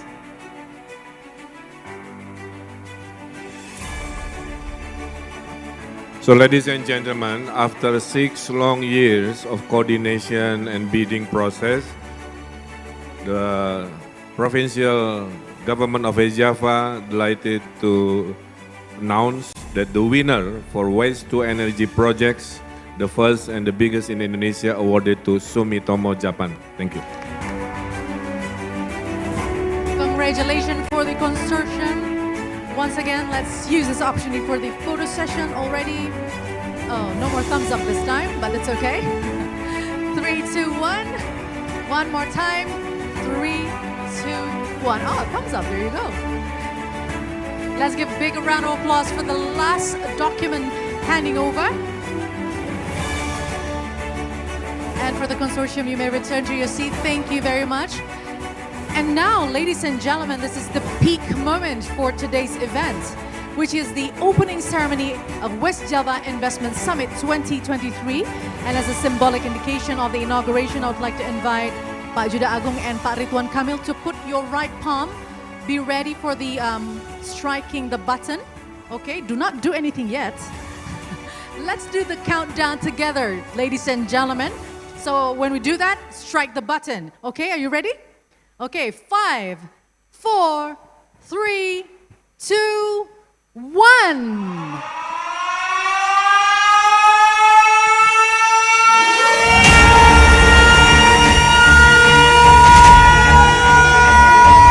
West Java Investment Summit 2023 has finally started. Please give a big round of applause, ladies and gentlemen.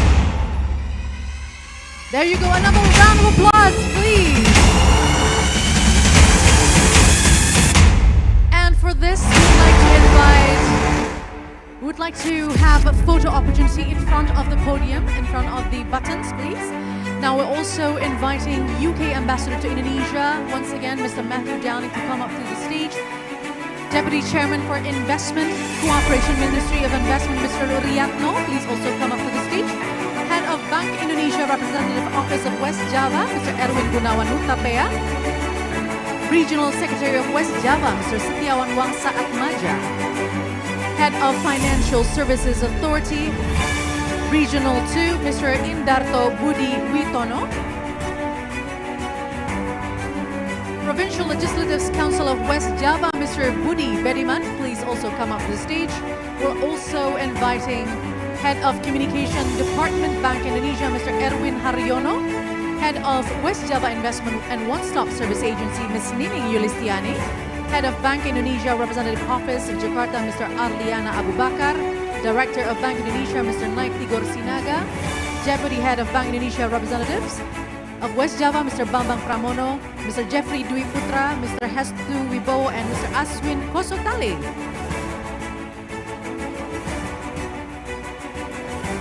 All right, this is the optimism shown on the faces of the gentlemen and to show the partnership and the collaborative actions towards the sustainable development of West Java. Thank you very much, ladies and gentlemen. And the upcoming agenda for our schedule is a press conference session. Therefore, we kindly request to the Honorable Deputy Governor of West Java, Governor of West Java, accompanied by Head of Bank Indonesia Representative, Office of West Java, and Head of West Java Investment and One-Stop Service Agency to go to or to proceed to the press conference room, which will take place at the Lembang Room. And now, ladies and gentlemen, kindly stay here as we'll present to you the coming video. Let's see it.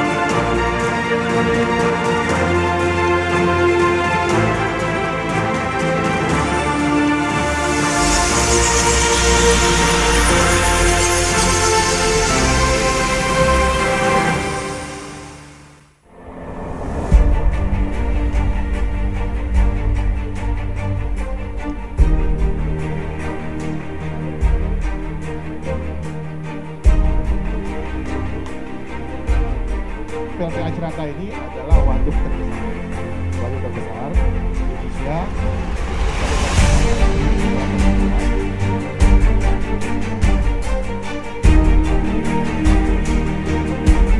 Bank Indonesia ini bagian dari lembaga yang juga punya concern dengan green energy, green economy, termasuk juga kita mendorong pada perbankan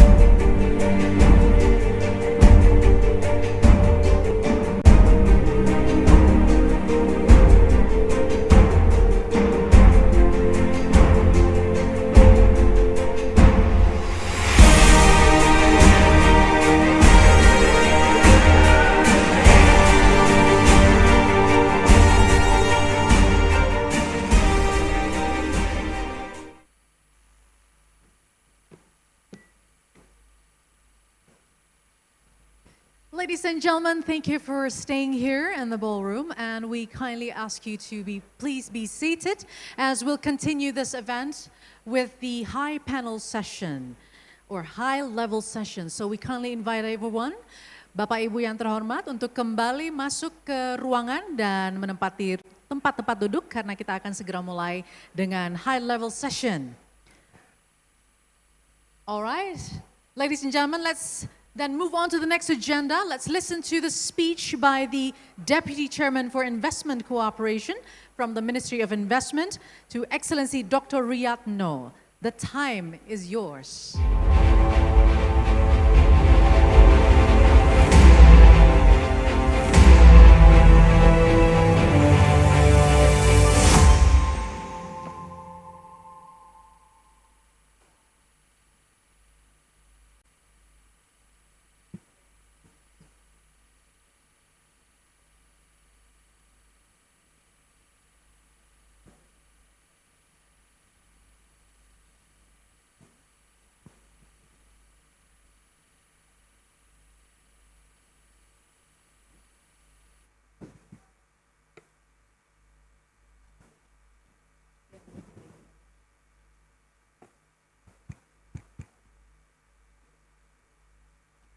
Tes.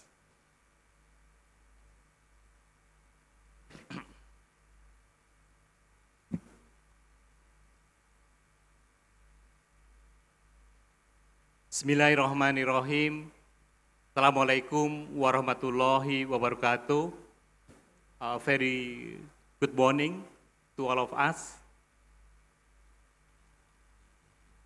Yang kami hormati, His Excellency Bapak Muhammad Ridwan Kamil, Gubernur of West Java, His Excellency Mike Doning, Deputy DCM UK Embassy to Jakarta, Bapak Yuda Agung, Deputy Gubernur of Bank Indonesia,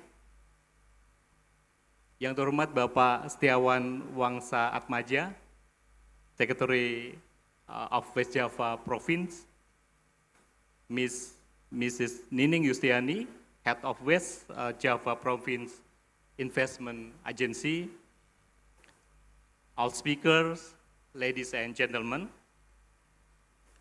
First of all, I would like to thank the West Java Province government for hosting this remarkable event. The Minister of Investment note that West Java is a popular location for investment, both local and foreign investment in Indonesia. And this event would be an excellent chance to learn more about investment in West Java. In this regard, allow me to deliver a presentation regarding investment perspective and opportunity in West Java. I will deliver my presentation in the 4 parts. The first is regarding data on the trend investment realization in West Java. Second, we will talk about update on investment policy. The third, we will see several prospect and investment projects, especially in West Java. And the last, we will see trend on Indonesia priority sector for investment. Moving to the first. In this slide, we can see a list of data. We demonstrate investment realization in the first half of 2023, which amount for 678.7 trillion rupiah, or around 48.5% of objective set by His Excellency Bapak Presiden Joko Widodo this year. This slide also shows the foreign investment continue to dominate the composition of investment realization in 2023. Accounting 42% from the total investment realization. We will also like to share the fact that realization in outside Java is greater than in Java. And this is in line with His Excellency Bapak Joko Widodo direction that develop Indonesia is not Java-centrist, but Indonesia-centrist. So Minister Investment implement this direction from Bapak Presiden Jokowi since 2020 until now that realization investment in out of Java is greater than the Java. Move on the following slide. We can see that West Java is the greatest investment in destination in Indonesia, especially in the second quarter 2023. And this is account for 53.7 trillion rupiahs. And this figure followed by Jakarta, East Java, Central Sulawesi, and Banten. And we hope that West Java will remain a leading investment location in the future. Now, moving the next slide. We currently have various competitive incentives that could be provided to investor, whether local or foreign investor, including tax holiday with maximum corporate income tax reduction of 100% and tax allowance with 30% reduction in corporate income tax. And also that we in Ministry of Investment also provide incentive for import duty. In addition, that National Task Force for Investment have been established to give end-to-end assistance to investors in realizing their investment in Indonesia in accordance with President Decree number 11 year 2021. And next slide is also that total of 69 sustainable investment project with value of 109.40 trillion rupiahs. This is included tourism, industry, economic zone, infrastructure, food and agriculture, and energy are among the sector of all sustainable investment project. And there are 4 sustainable investment projects in West Java with estimate total indicative investment value 8.4 trillion rupiahs. So we are from Ministry of Investment. We provide a kind of pre-SF for investor if we want, they want to invest in Indonesia. So this is one of the way from the government, from Ministry of Investment, to offer the project. Next, we will discuss prospect and investment project agreement in West Java. As you can see in the slide, there are various pipeline investment projects in West Java whose development has been tracked by Indonesia Investment Promotion Center, our office branch in several major cities across the world. And according to the list, certain major Korean corporations are keen to invest in West Java, notably in development of Indonesia electric car ecosystem.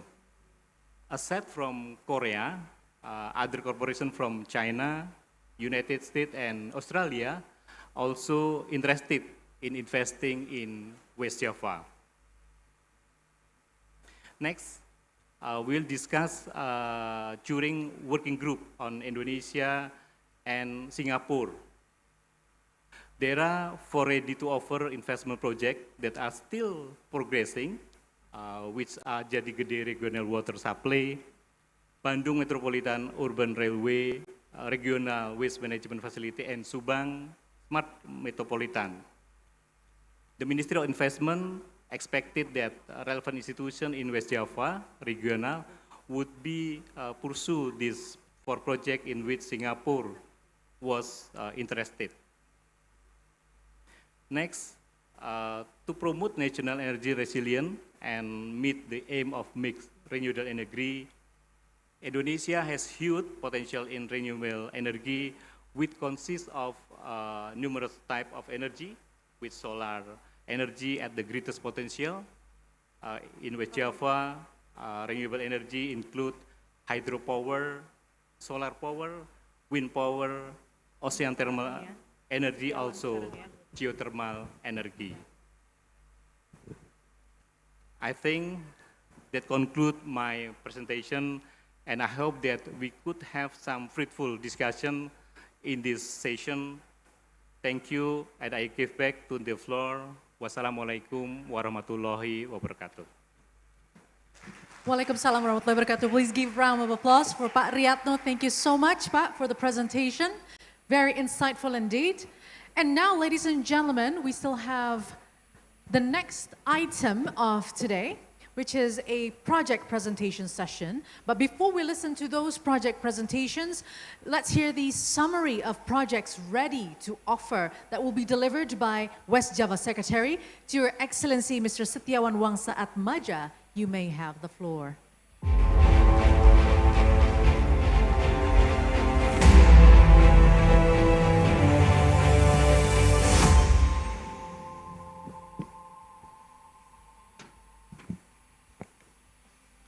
Good morning, and also I think it is approach to afternoon, ladies and gentlemen. So I would like to present regarding the summary of the project offer, the ready project offer. But before that, I would like to greet in front of me the City of Mayor of Bogor, and then also the Regency Head of Bapak, terima kasih, Bupati Kuningan. Lalu, and then also would like to thanks to the presenter before me and all ladies and gentlemen. There are three things that I would like to present. The first is regarding the West Java at glance. I think the governor of West Java is already present to you. I think it's very comprehensive, but I would like to try to present I think the core thing. And then the second is the new economic area hotspot area, especially in West Java, that the project placed on that area. And the third is the conclusion. Let me explain about the West Java.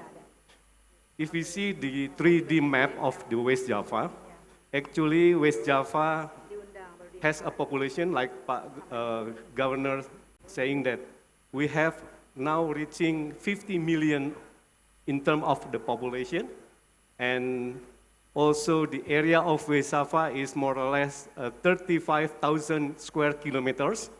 And as we can see here, actually West Java has a geographic area something like this.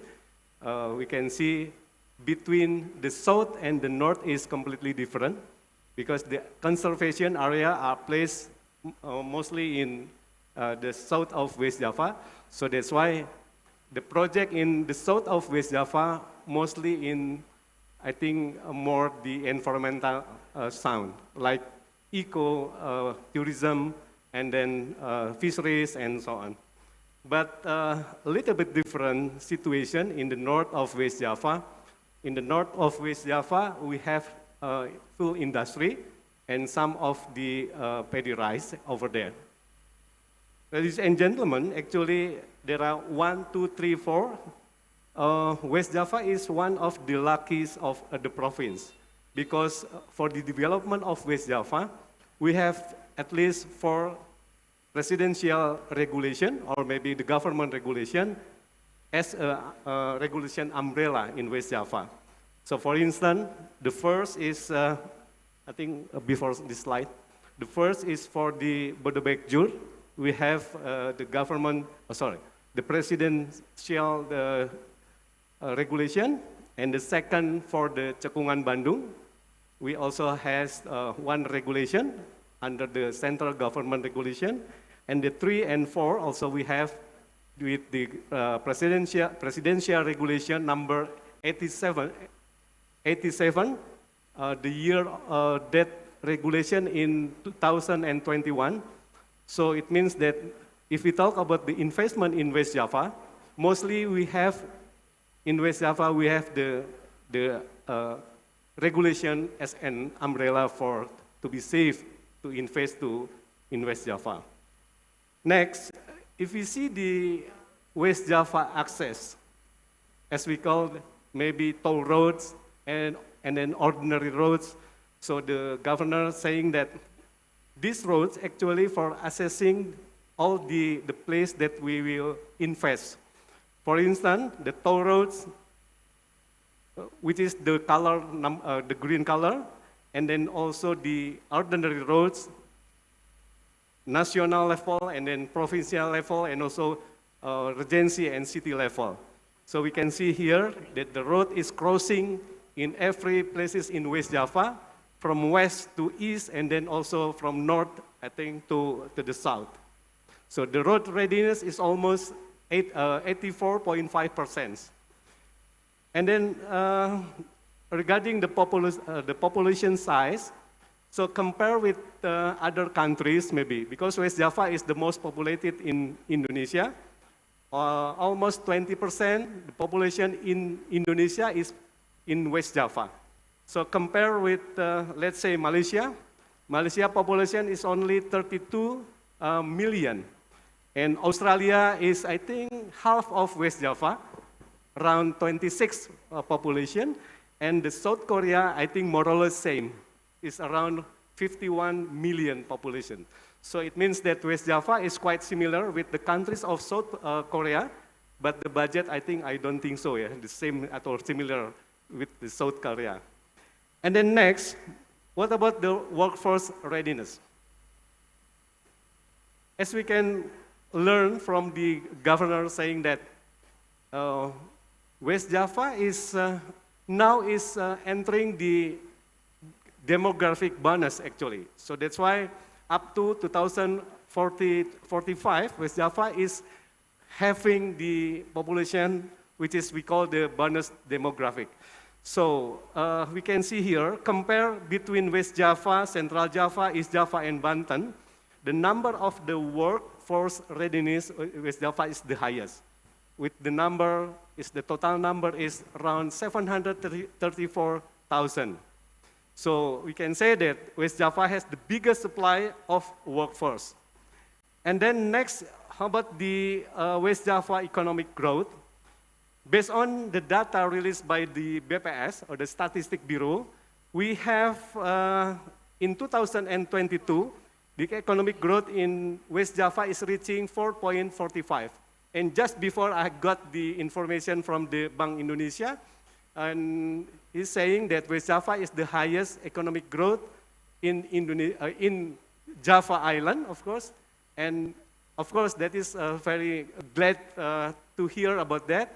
So of course, if we learn about this, so investment in West Java, I think is very interesting. And the most industry that contribute to the economic growth is steel processing industry. So around 45.5% is coming from the processing industry. And next, how about the investment performance? The investment performance, as the governor saying, that we have, I think mostly the investment business is coming from the transportation, warehouse, and also the communication. So this is, I think, the situation of the West Java. So what the focal points of West Java is investment? There are 4 things. First is enhancing. So enhancing the existing economic areas with the Bodebek Jur and area, and also Cekungan Bandung, the Greater Bandung. The second is developing. Developing is the new areas business in West Java. So we can see the Rebana that is just signed it. I think the head of the Rebana institution already signed it with some investor. And also, we also would like to develop the south of West Java area that I already presented. And then, how about the prioritizing? The first we would like to have some investment, especially for the sustainability, which is support to the sustainable development goals. So, for instance, we can say that we have a lot of geothermal, that is new renewable energy for that, and also the like floating solar cell panel that already showing that we have in Cirata. So we already developed for solar panel, floating solar panel, and so on. And the last one is the building. The building is we have we will offer some infrastructure project.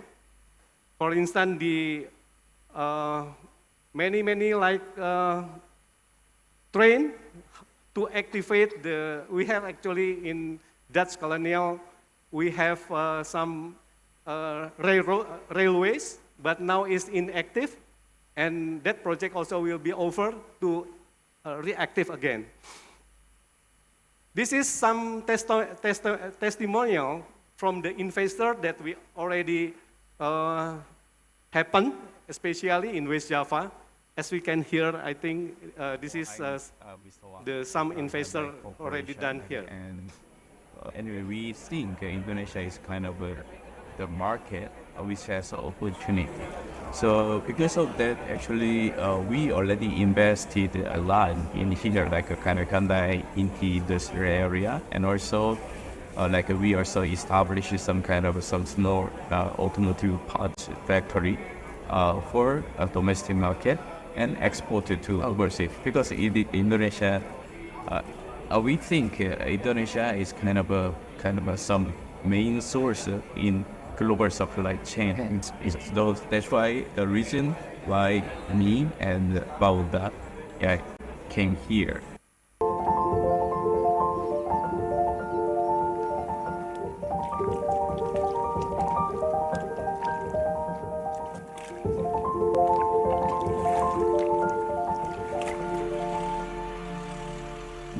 It's very important that we make sure that our community where the project lives are also satisfied and happy, that they can get some sort of benefit out of this.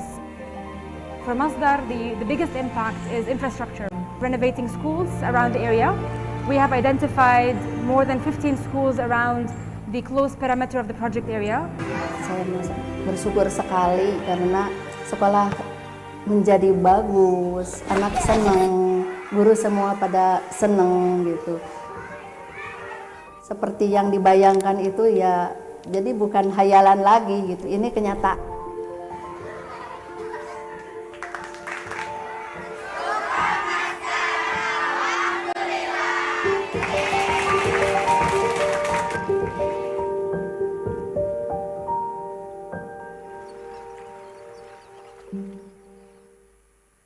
Okay, thank you.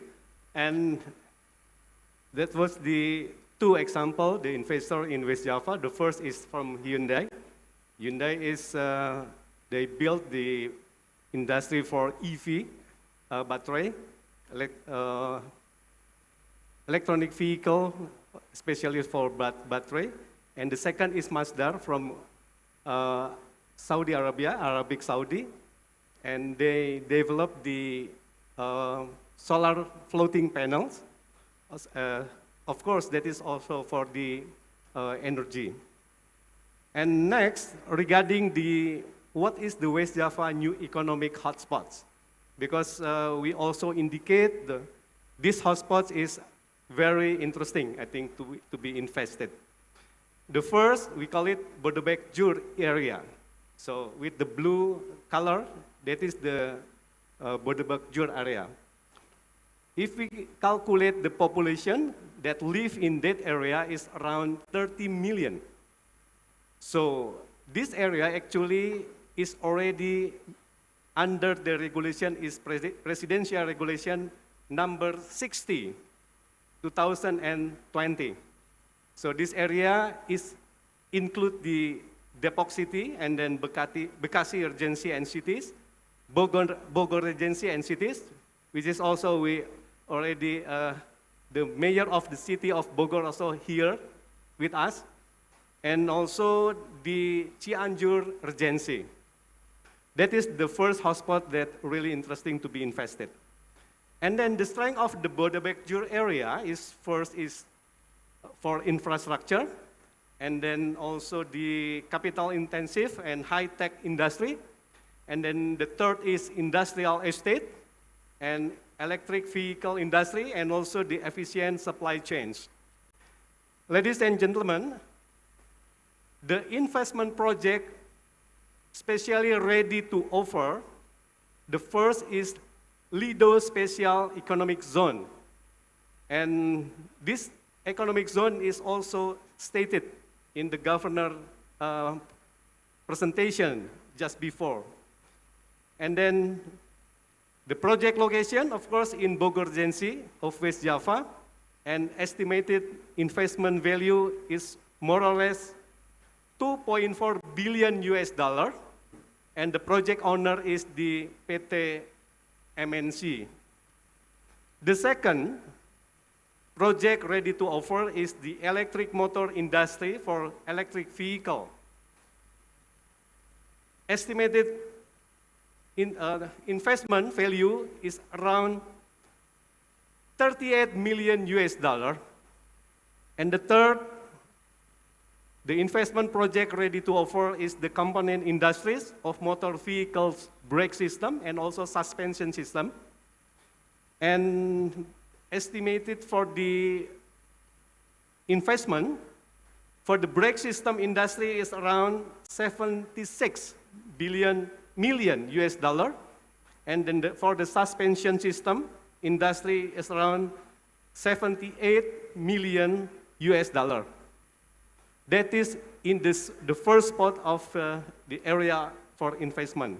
Now, in the second of hotspots, our hotspot, we call it Rebana Metropolitan Area. Rebana Metropolitan Area is regulated under the Presidential Regulation number 87, 2021. So as we can see here, the investment in Rebana is provide for infrastructure and also others. As we can see here, this is the area of Rebana, as we can see from our map. So industrial area development in Rebana Metropolitan with the total area is more or less 43,000 hectares. And the investment opportunity in industrial area development, we expand around 13 industrial area in Rebana area. So we can see here, as the governor saying that Rebana, it will be the future economic development for West Java. So that's why this is, I think this area is quite interesting. So in terms of the regulation also, it is really safe. Next, still in Rebana, we have the Subang Metropolitan. We call it Subang Smart Politan. And it will be the project ready to offer. It will be the industry, especially for the pharmacy, like paracetamol, and then amoxicillin medicine, and raw material industry, especially for the raw material industry. So the value of investment is around 210 million US dollar. Next, still in Rebana hotspots, we also offer the project for natural rubber-based aircraft tire industry. So the value of the investment is around 182 million US dollar. Another thing, we also offer from the PT Kereta Api or Indonesian Railways, we call it the Kai Lifestyle in Cirebon. So estimated investment value is around 1.3 million US dollar. I think that is for Rebana hotspot, and now we are moving to the southern West Java area. That is, I think, the another hotspot in West Java that also has regulation by Presidential Regulation number 87, in 2021. So the Southwest Java area, indicated by yellow color, it is consists of Sukabumi Regency, Cianjur, and then Garut, Tasikmalaya, Pangandaran, and Ciamis. First, if we see the south of West Java, because we have a lot of still active volcano, so that's why we also have a lot of energy potential, especially from geothermal. For instance, we can see here, beside that, we also have some potential from solar power and also wind power, because that place is really near to the beach. Ladies and gentlemen, the first project, the investment project ready to offer, is the geothermal working area in Cisolok, Sukarame. So the estimated investment value is around 100 million US dollar. And the project owner is the Ministry of Energy and Mineral Resources, Indonesia. And then the second, or the last hotspot is in Cekungan, Bandung. We call it Cekungan, Bandung, is the Greater Bandung.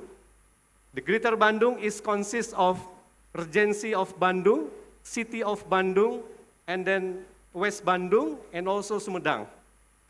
So we have a lot of things here, because in this area, actually, the strengthness of this area is the human resource, because we have a lot of university here, so that's why the business that we develop here is in terms of the creative economy. Another thing, focus of the Greater Bandung urban area is the transportation. So we can see here, we also offer with the ready project to offer in Bandung Metropolitan Urban Railway. So the total investment value is almost 810 million US dollar. Next is the KAI Boutique Hotel, Ciamplas, Bandung. So this estimated investment value is around 6.6 million US dollar. And also for the last week, almost the same, the project owner is Indonesian Railways. Estimated investment value is around 1.6 million US dollar. And the last from this hotspot is the geothermal working area, especially in Tangkuban Perahu. I think one of the mountain in the north part of Bandung. So the estimated project investment value is around 300 million US dollar. And the owner project is Pengusahaan Listrik Negara, or PLN. Another potential project, especially in Greater Bandung, is first is train reactivation, and then bus rapid transit, and also Bandung toll roads. That is, I think, very interesting. And the last but not least, we also should inform to you, especially in Bandung, we also have startup as the new investment area in West Java. So we have, I think, more than 100 of startup in Bandung area, and especially in Bandung area, but generally, I think, in West Java. So by develop this kind of business, we also provide like business environment, and then corporate climate, and then talent availability, and also government support for this. And for instance, we develop like e-fishery, the unicorn from West Java, as we can see in our slides. And also like the governor saying, petani millennial farmer, and others, I think, others thing. So if we can conclude that, first, West Java is ready for investment is due to, first, the best infrastructure, and the second is proficient workforce, and the third is excellent for investment services. I think that is for my presentation today, and I would like you will join with us in West Java. Thank you very much. Thank you very much, Mr. Setiawan Wangsa Atmaja, for the elaborate summary of projects ready to offer in West Java. Certainly, this region is very much ready because the infrastructure is there. The people, half of the 50 million population here are the workforce ready to work. And also, there is a government commitment to make this region appealing for investment. And now, it is time for us to dig deeper into each of the projects that are ready to offer. We have presentations from each of these projects. We begin with the first one, which is the Special Economic Zone of Lido.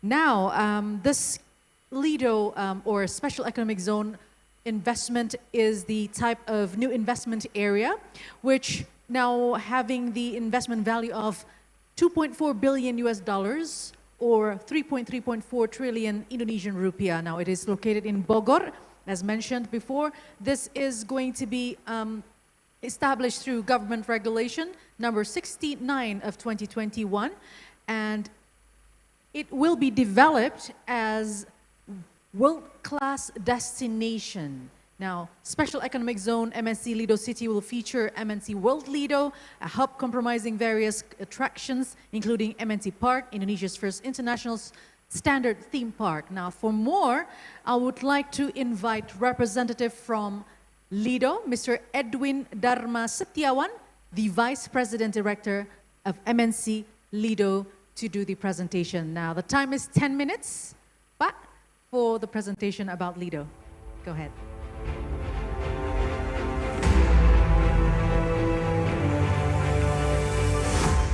Thank you very much. Very good morning, ladies and gentlemen, distinguished guests. Thank you for having me here. And I'm really happy to present the progress of development of Special Economic Zone Lido.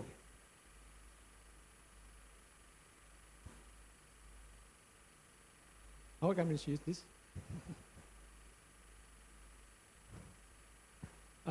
Special Economic Zone Lido. Okay.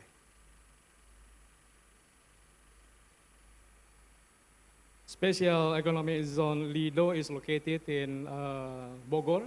It's a 1 hour drive from International Airport of Soekarno-Hatta. And then 1 hour, 1 hour drive from capital city of Jakarta is the closest special economic zone in Indonesia.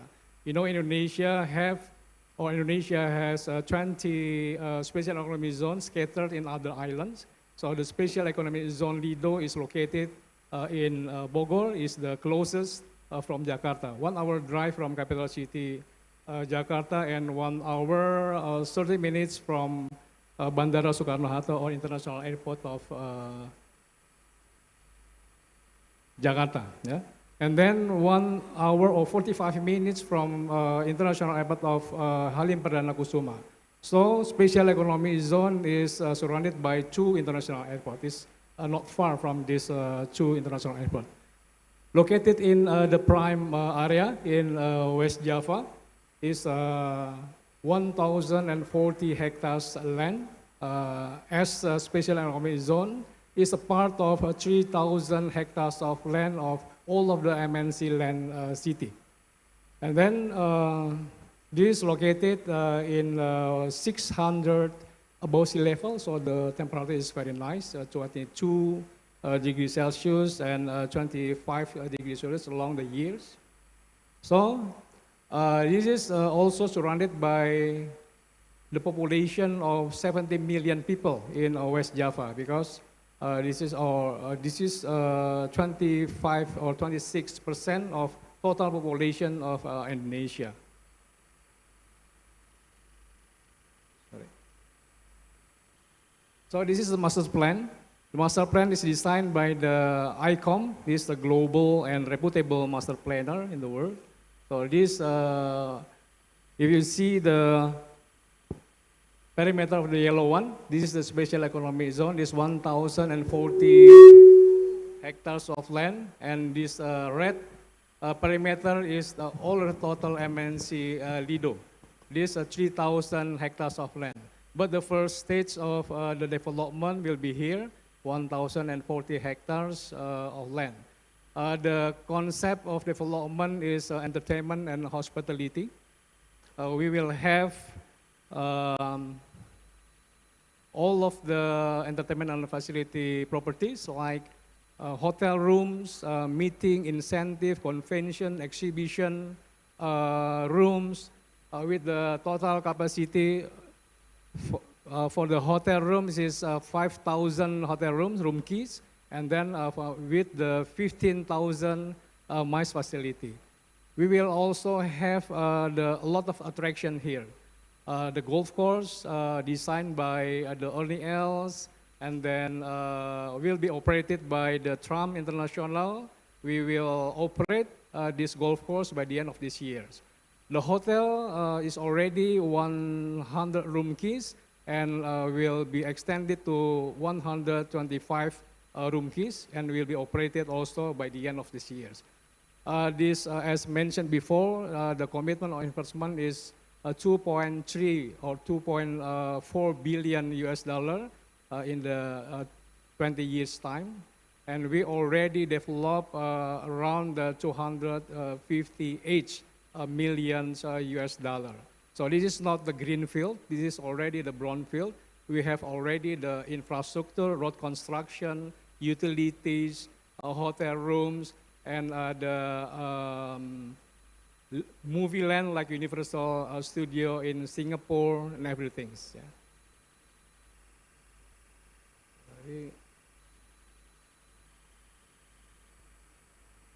Sorry. So this is the project we offer. Yeah. Because of seeing is believing, I will pause my presentation now and we'll play the video to give you a better perspective. Please, the video. MNC Group, through its subsidiary MNC Land, a leading entertainment hospitality company in Indonesia, presents the Special Economic Zone MNC Lido City, an integrated tourism area that will become the largest entertainment hospitality destination in Southeast Asia. SEZ MNC Lido City received the official certificate to operate in accordance with the decree of the Coordinating Minister for Economic Affairs of the Republic of Indonesia and Chairman of the National Council for Special Economic Zones on 8 November 2022, and also officially inaugurated by the President of the Republic of Indonesia, Joko Widodo, with the SEZ MNC Lido City inscription signing ceremony held on 31 March 2023. This area is located in the Greater Jakarta, surrounded by a population of more than 70 million people. Located only an hour's drive from Jakarta, SEZ MNC Lido City can be accessed via Bochimi Toll Road with the direct exit toll Cigombong 2 into the area and is easily accessible from Soekarno-Hatta International Airport. SEZ MNC Lido City is located at an altitude of 600 meters above sea level with stunning views of Mount Salak, Mount Gede, and Mount Pangrango, and has a cool temperature of 22 to 25 Celsius throughout the year. SEZ MNC Lido City was developed on an area of 1,040 hectares out of a total area of 3,000 hectares and has been equipped with an excellent quality ROW30 and ROW50 main road infrastructure along 26 kilometers, which will continue to increase as development in the area. Development of the SEZ MNC Lido City consists of three main pillars, namely the Creative Economy Hub, Integrated Tourism, and National Park. Development of the Creative Economy Hub includes Movie Land, project covering an area of 21 hectares that will support the growth of national film and Indonesia creative economy, as well as will support employment in the industry. Movie Land is equipped with a choice of outdoor backlots ranging from village to urban areas, indoor giant green screens, post-production areas, and other supporting facilities. Lido Music and Arts Center, the first largest outdoor music and arts festival venue in Indonesia, covering an area of 5 hectares that will support the progress of the domestic music industry and Indonesian cultural arts, as well as bringing local musicians and artists to an international stage. This venue can accommodate up to 50,000 festival goers and can accommodate 4 different events concurrently. Technopark and Data Center will support the advancement of information technology, as well as become a center for innovation and incubation for Indonesian startup companies. Transit-oriented development, covering an area of 7 hectares that will integrate SEZ MNC Lido City with various modern public transportation, including the relocation of the Cigombong railway station into the area. Development of integrated tourism through the MNC Park project, the first world-class theme park in Indonesia, an area of 49 hectares, which will absorb a lot of labor and can increase the number of local and foreign tourists. Development of retail, dining and entertainment covering an area of 6.5 hectares, which will become the largest and most comprehensive culinary center in the archipelago and can support Indonesian micro, small and medium enterprises. Equipped with several retail outlets that present the best local products made by the nation's youth. Lido World Garden, a choice of family educational destination covering an area of 17 hectares, will present various types of flora in Indonesia and become a place for cultivating local plants. Other SEZ MNC Lido City developments will include resort hotels, ranging from 3 stars to luxury, international standard MICE facilities, World Championship standard 18-hole golf course covering an area of 83 hectares designed by Ernie Els, with golf club and modern private clubhouses, villas, and condominiums. Development of a new 10 floors hotel integrated with the Lido Lake Resort and Lido Adventure Park, as well as the Hilltop Villa. The management of National Park Tourism in collaboration with Mount Gede Pangrango National Park that will include the development of Lido Nature Park covering an area of 101 hectares. This national park area will become a conservation and ecotourism center with variety of flora and fauna endemic to Java. SEZ MNC Lido City will become the largest world-class entertainment hospitality destination in Southeast Asia and the pride of the nation. SEZ MNC Lido City, pride of the nation. And one most important thing is, as this the special economic zone, you will have, all of investor will have a lot of benefits. So the tax-free and everything. So I will explain after this in one-on-one meeting. Thank you. This is my presentation for today. Thank you very much. Yes. Okay, I just have to run. It's a bit far. Thank you. So that was the project presentation from Lido, from the hospitality industry. Very promising indeed.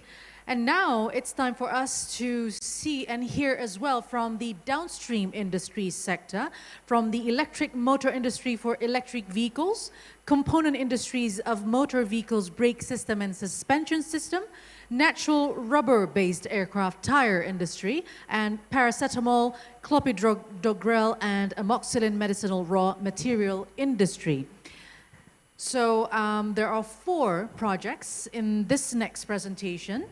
And for this, I would like to invite Mrs. Friska Aprilianti to deliver presentations for the 4 projects on the downstream industry sector. And since there are 4 projects, so the time allocation will be added a little bit more to 15 minutes.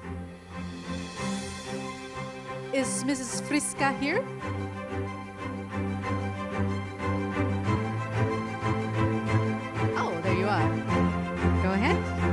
we have 15 minutes for the presentation. Go ahead.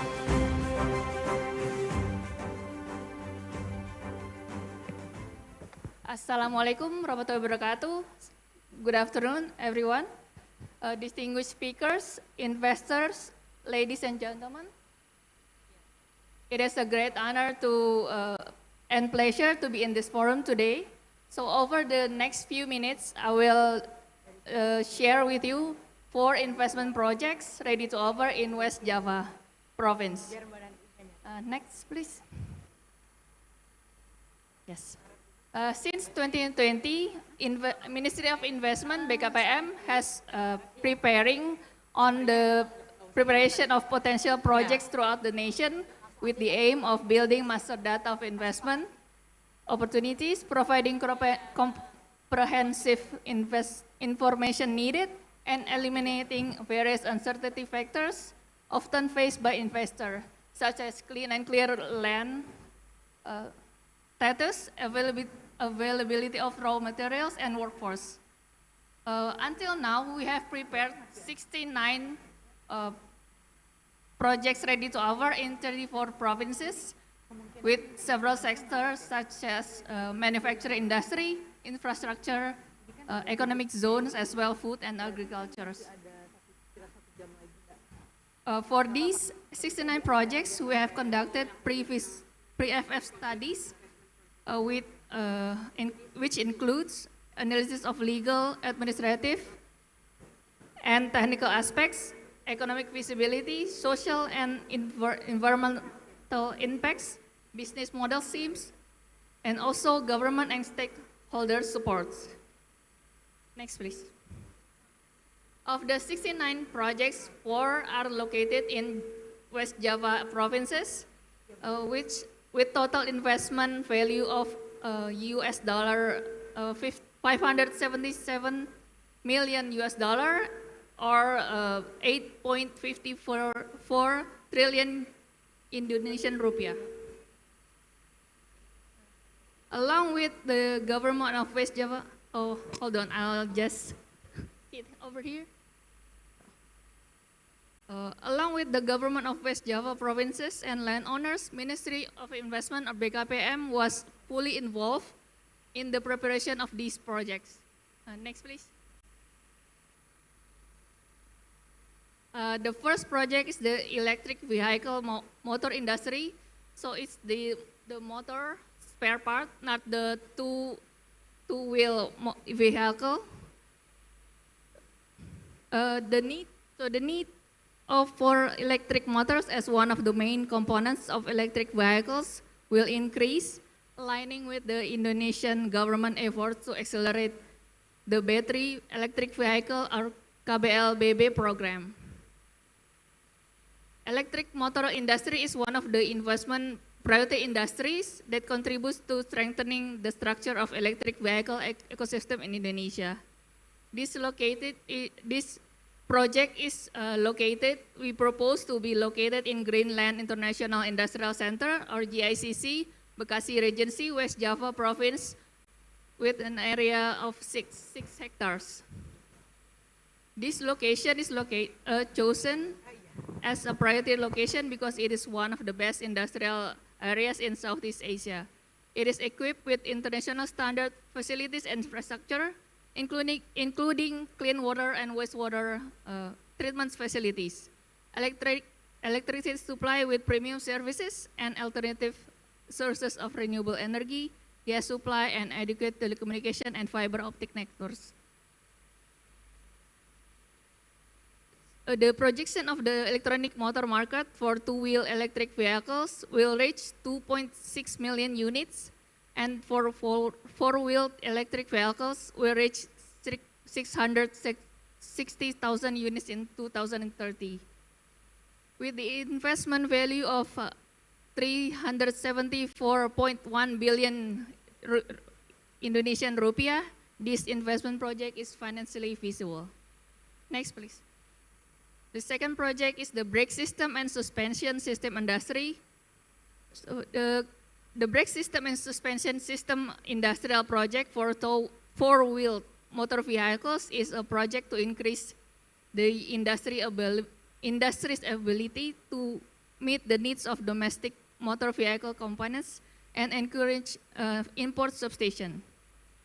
The component industry requires good access to motor vehicle industry so that the selected location should be close to the industrial site. We also propose the GICC in Bekasi region, West Java, because there's a supporting infrastructure and there are already several leading motor vehicle manufacturers and motor vehicles component industry nearby. The proposed production capacity for this industry is 3 million sets per year on a land area of 2.4 hectares, and the investment value is 1,141 billion Indonesian rupiah, while the production capacity for the suspension system industry is 2.4 million sets per year on a land area of 3 hectares, and the investment value is approximately 1,100 billion rupiah. Next, please. Next, please. The third one is the natural rubber-based aircraft tire industry. Indonesia is the world's second largest natural rubber producer, producing 3.2 million tons yearly. However, only 20% of the natural rubber is processed domestically into tires, vulcanization, dock fenders, technical goods, and others. The remaining 80% is exported in the form of crop rubber and RISs.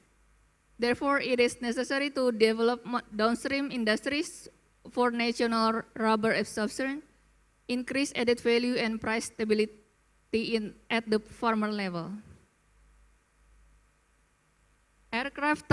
This project is, we propose to be located in Kertajati International Industrial Estate, Majalengka, West Java Province, managed by PT Dwi Papuri Abadi on a land area of around 16 hectares.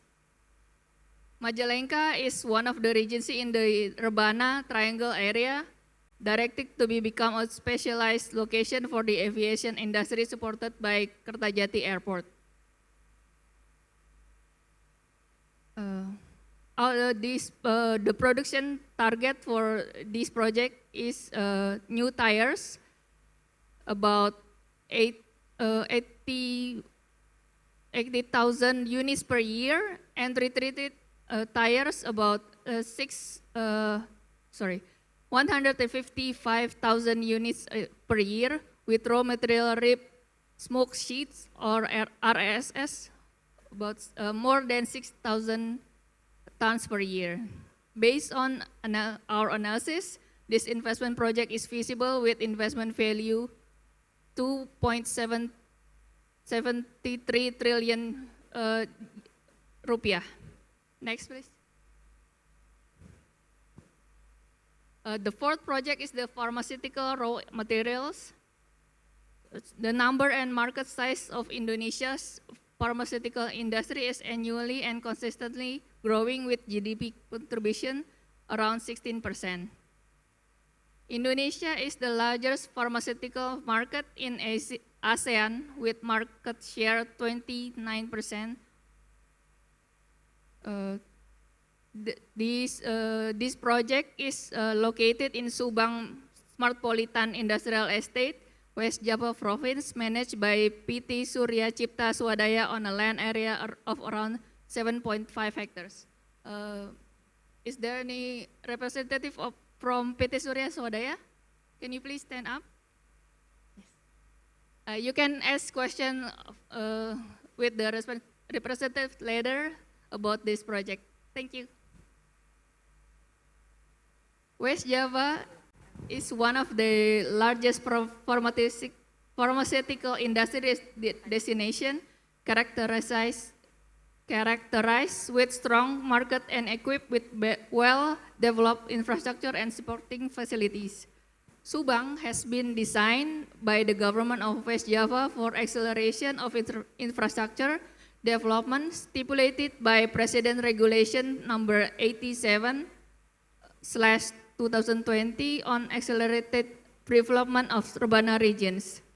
Subang Smartpolitan Industrial Estate is offering a very large and strategic location for businesses to grow, supported with adequate infrastructure and conducive working environment.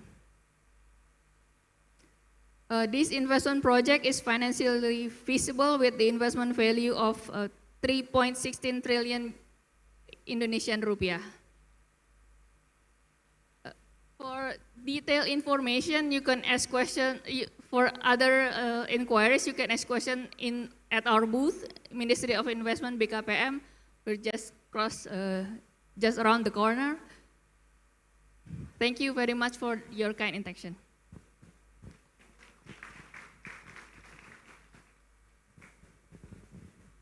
Thank you very much for the presentation.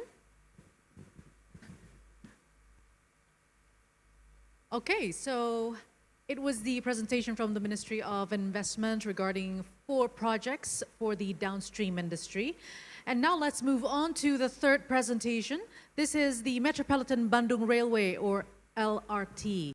As we know together that the speed train or the fast train connecting Jakarta and Bandung is going to be ready very soon, perhaps September 2023, so very soon. So it is now coming in the need of connecting again to other parts of Bandung. So therefore, we need more transportation system added, which is the Bandung Metropolitan Bandung Railway, or LRT. Now, this project has an investment value of the first phase, $897 million US dollars, and the second phase of $946 million US dollars. Now, let's hear the elaborative project regarding this one. So therefore, I would like to invite Mr. Dani Gumelar as Head of Railways and Transport Development Division. Please come up to the stage. Thank you very much.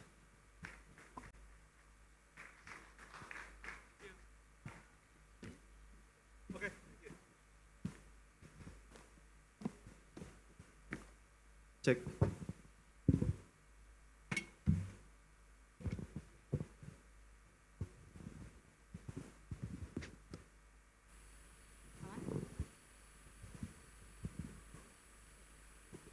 Okay, thank you. A very good morning, distinguished guests, ladies and gentlemen. First of all, I would like to introduce myself. My name is Dani Gumelar.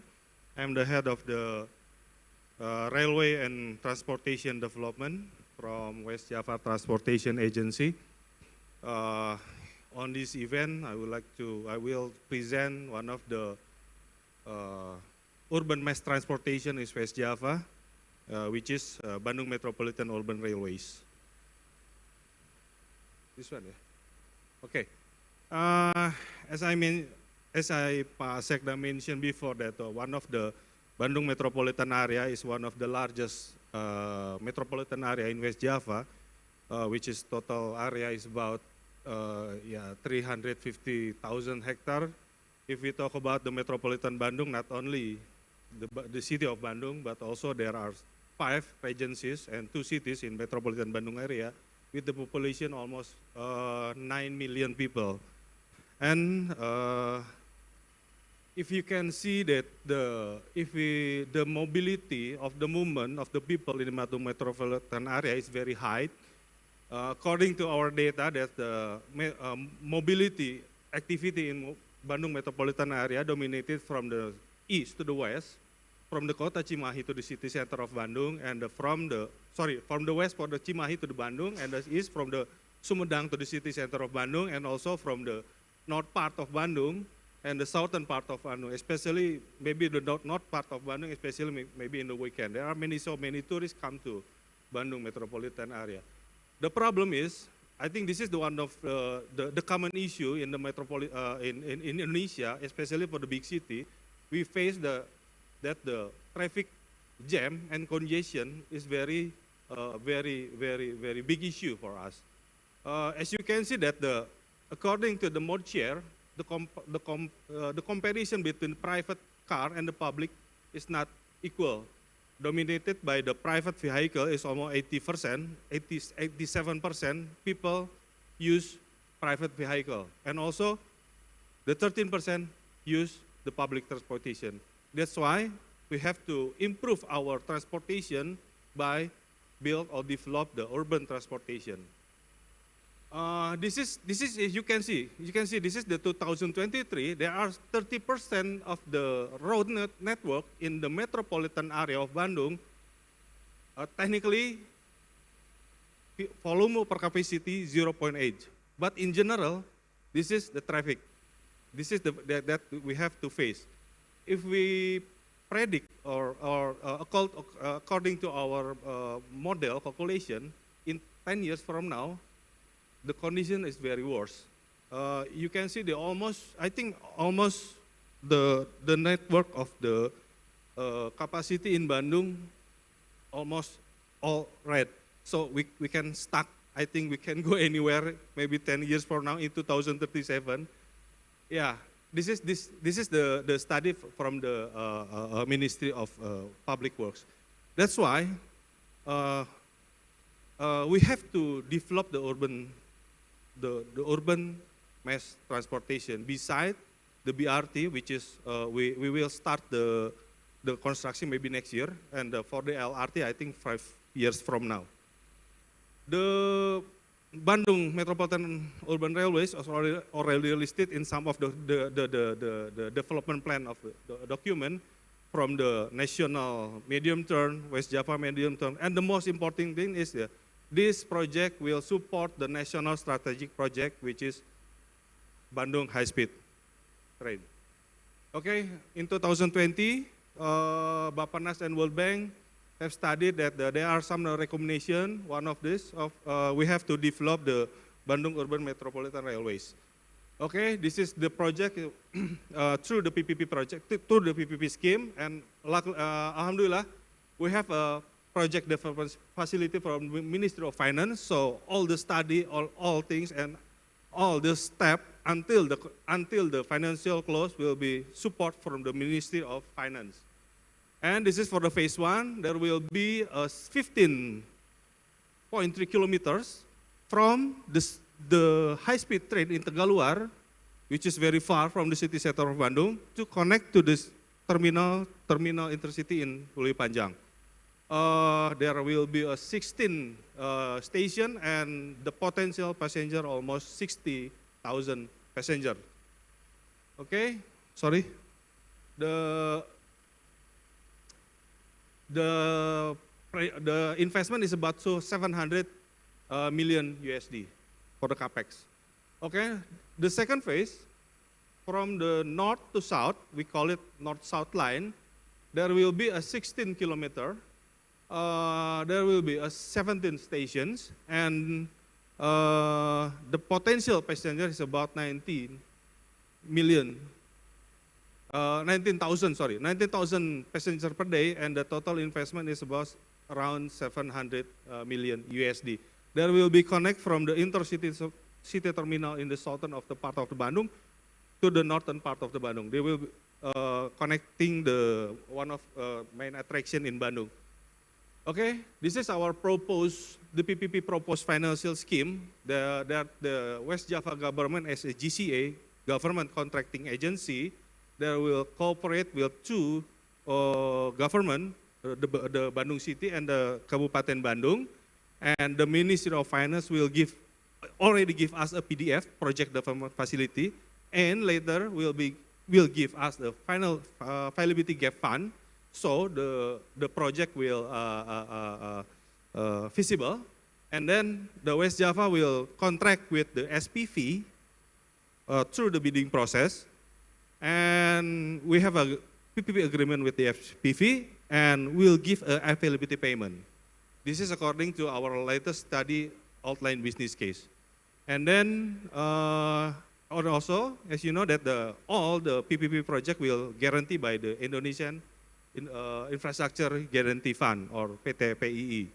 And the SPV will get the equity from the investor and also from the lenders, and they will contract with the contractor and the operating and maintenance operator. And the most important is the SPV will provides a service to the user. And there will be a tariff or a fare from the user. Okay, I think that's all my presentation. If you have a question, we have a booth outside. A very pleasure to answer all your questions, and I hope that maybe for next year we can finish the final business case and we can start the bidding process around 2026. As you know, the PPP is very long stage and very long process because we have to make sure that we get the investor to give a service to the people in Metropolitan Bandung area. Okay, thank you. Assalamualaikum warahmatullahi wabarakatuh. Waalaikumsalam warahmatullahi wabarakatuh. Thank you very much. That was quite brief.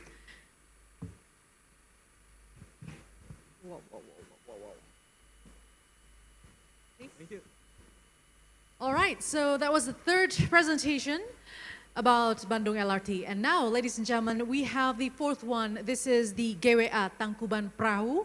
And this next project is on the category of downstream industry as well, with the investment value sitting at $300 million or equal to 4.52 trillion Indonesian rupiah.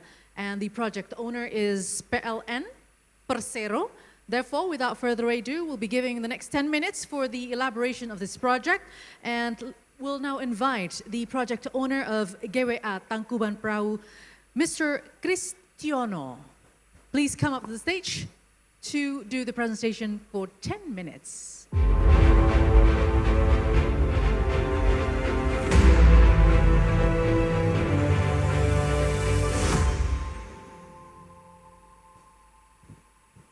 Very good morning to our distinguished and honorable guests. So, first of all, I want to express my gratitude since I gave opportunity to present one of our project, PLN project in the West Java, especially for the geothermal development in Tangkuban Perahu. So, this is the picture about the development of the geothermal power plant in West Java.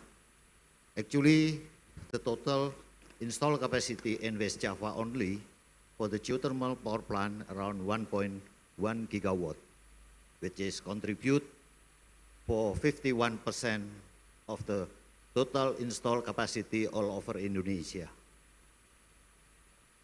So,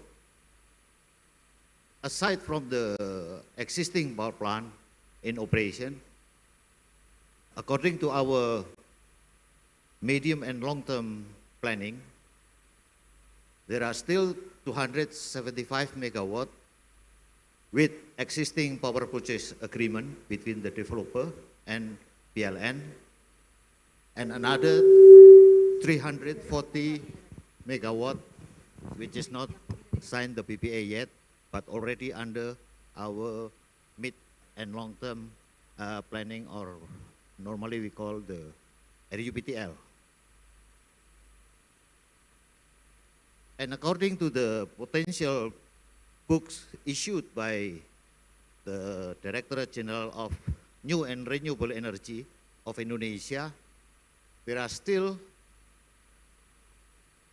around 1.6 gigawatt determined potential across the West Java province. So in the list,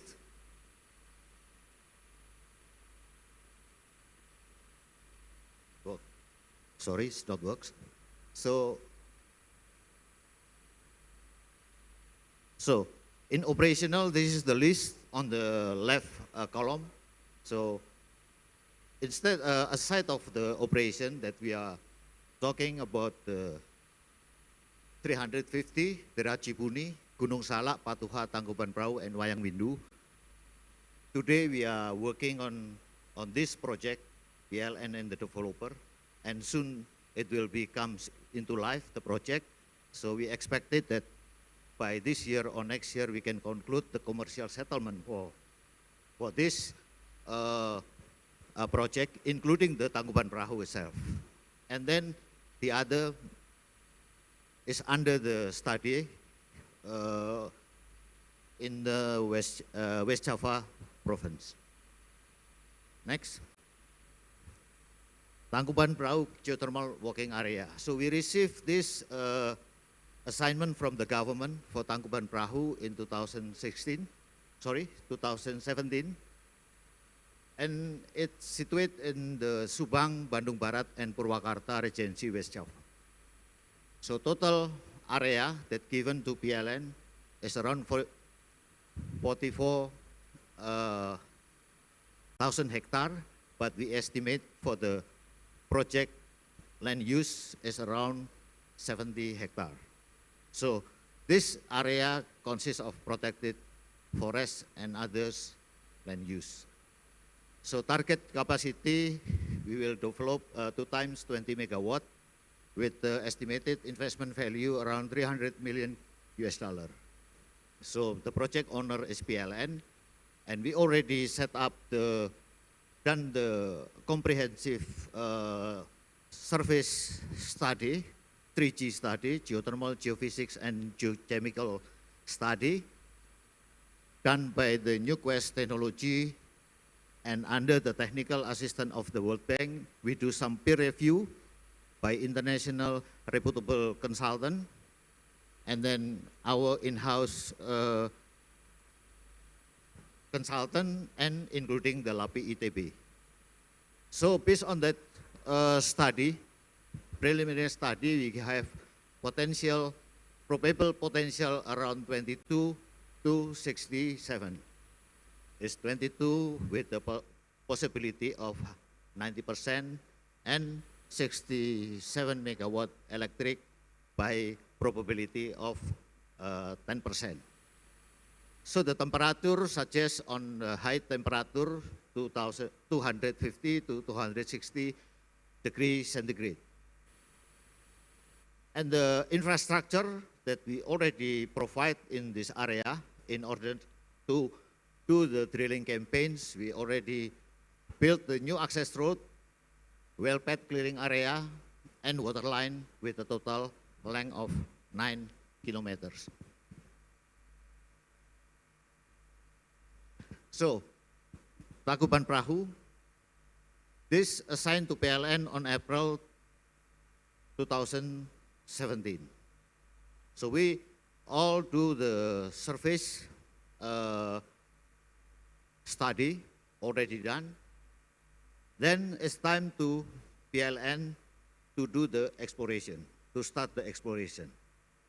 And in this regard, PLN intends to develop this Tangkuban geothermal power plant through the partnership with the private.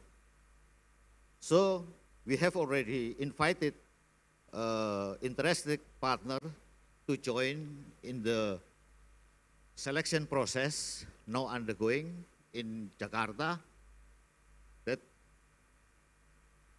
that this selected partner will be sign a single contract with PLN, which is we call under the Geothermal Exploration and Energy Conversion Agreement. So this agreement will include the phase of exploration, feasibility study, plan construction for conversion, operation for both upstream and downstream asset, and including the financing for the construction of the power plant.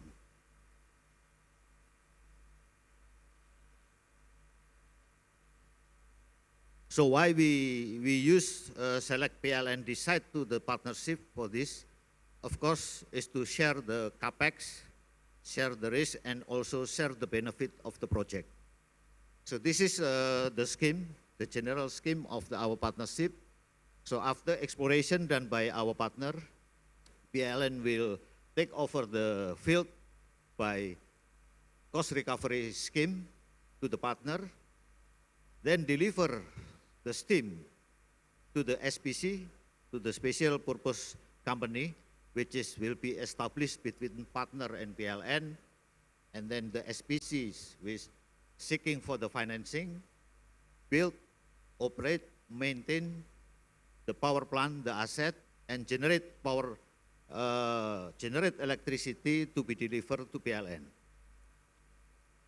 So the contract, the operation and maintenance contract will be 25 years with the build, operate, and transfer scheme. Okay?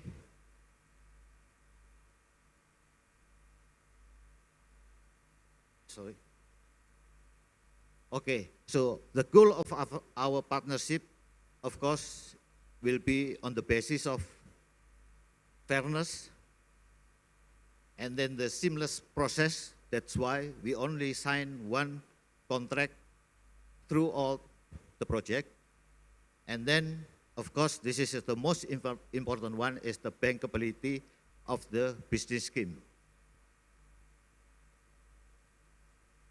So this is the general schedule. So the partnership scheme. So we are now on the phase of the first is a selection process that we are expected on the 22nd of August. The proposal for our interested partner will be submitted to PLN for the evaluation. And after we select the partner, we will sign one single agreement that we call Geothermal Exploration and Energy Conversion Agreement. And the duration is up to 25 years of operation of the power plant. So 24 months is allocated for the initial exploration to provide us the steam above the wellhead to the target capacity. And then we will establish the feasibility study and maximum 3 years for construction, including establishment of the SPC, financing, and so on, and procurement.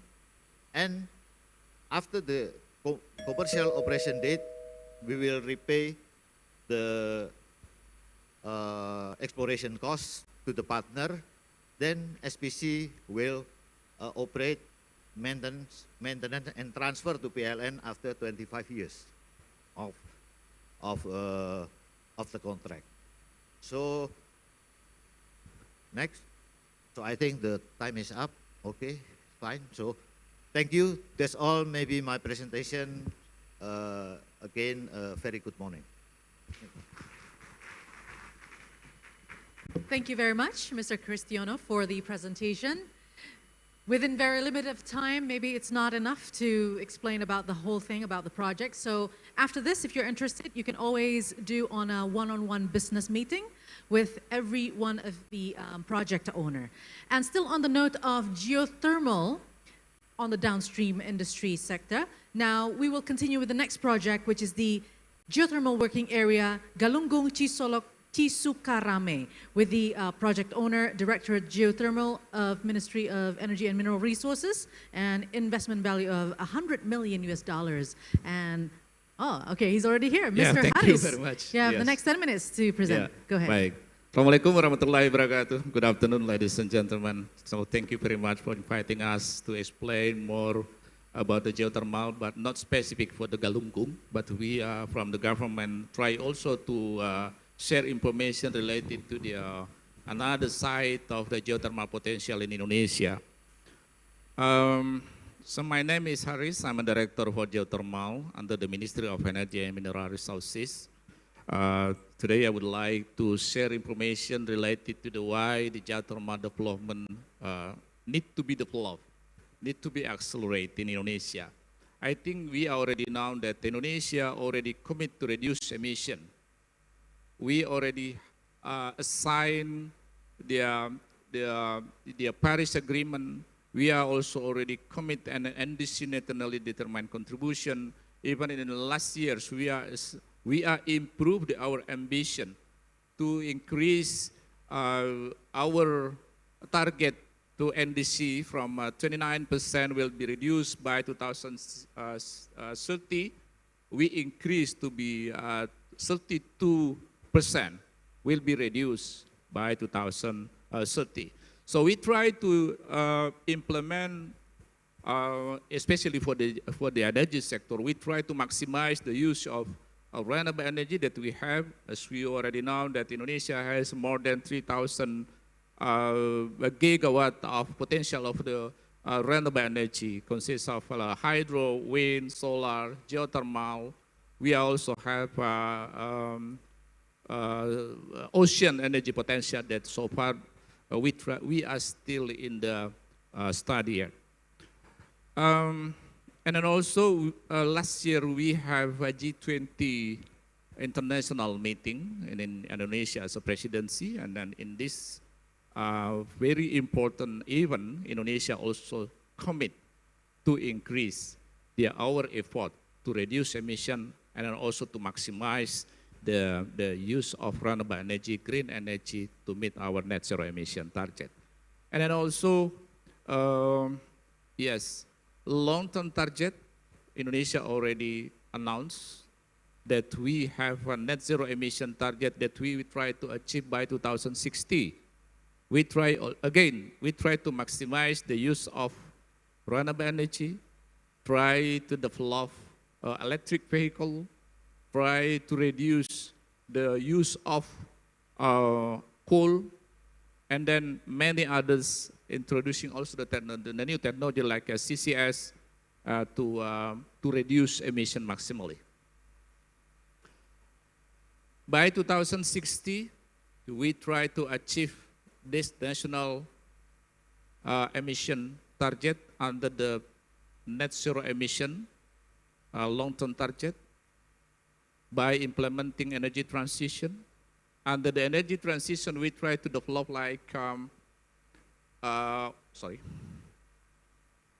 So we try to develop more renewable energy until 700 gigawatt. So as information for you that so far the total capacity of national installed capacity for the electricity is about 70 gigawatt. And 2060 we try to accelerate more to be 700 gigawatt only for the renewable energy. And we try to reduce, to pass out the use of coal-fired power plant. So I think this is the target, long-term target to achieve the net zero emission by 2060. I think Pak Chris already mentioned about the green RPTL. So this is the first time for us to have a plan, power plant until 2030 by implementing more than 50% of renewable energy. And talking about the geothermal, this is the potential of the geothermal we have, more than 23,000 megawatt that we have, and so far we implementing about 2,378 megawatt so far, and then put Indonesia is the second large of geothermal development so far. So, and then we are still have a planning until 2030 under the RPTL 2021. We try to develop more than 3,300 megawatt geothermal as additional. So we hope that by implementing this geothermal planning until 2030, we hope that Indonesia will be the largest country using the geothermal. So we hope that in 2030 we will have more than 5,000 megawatt of the geothermal.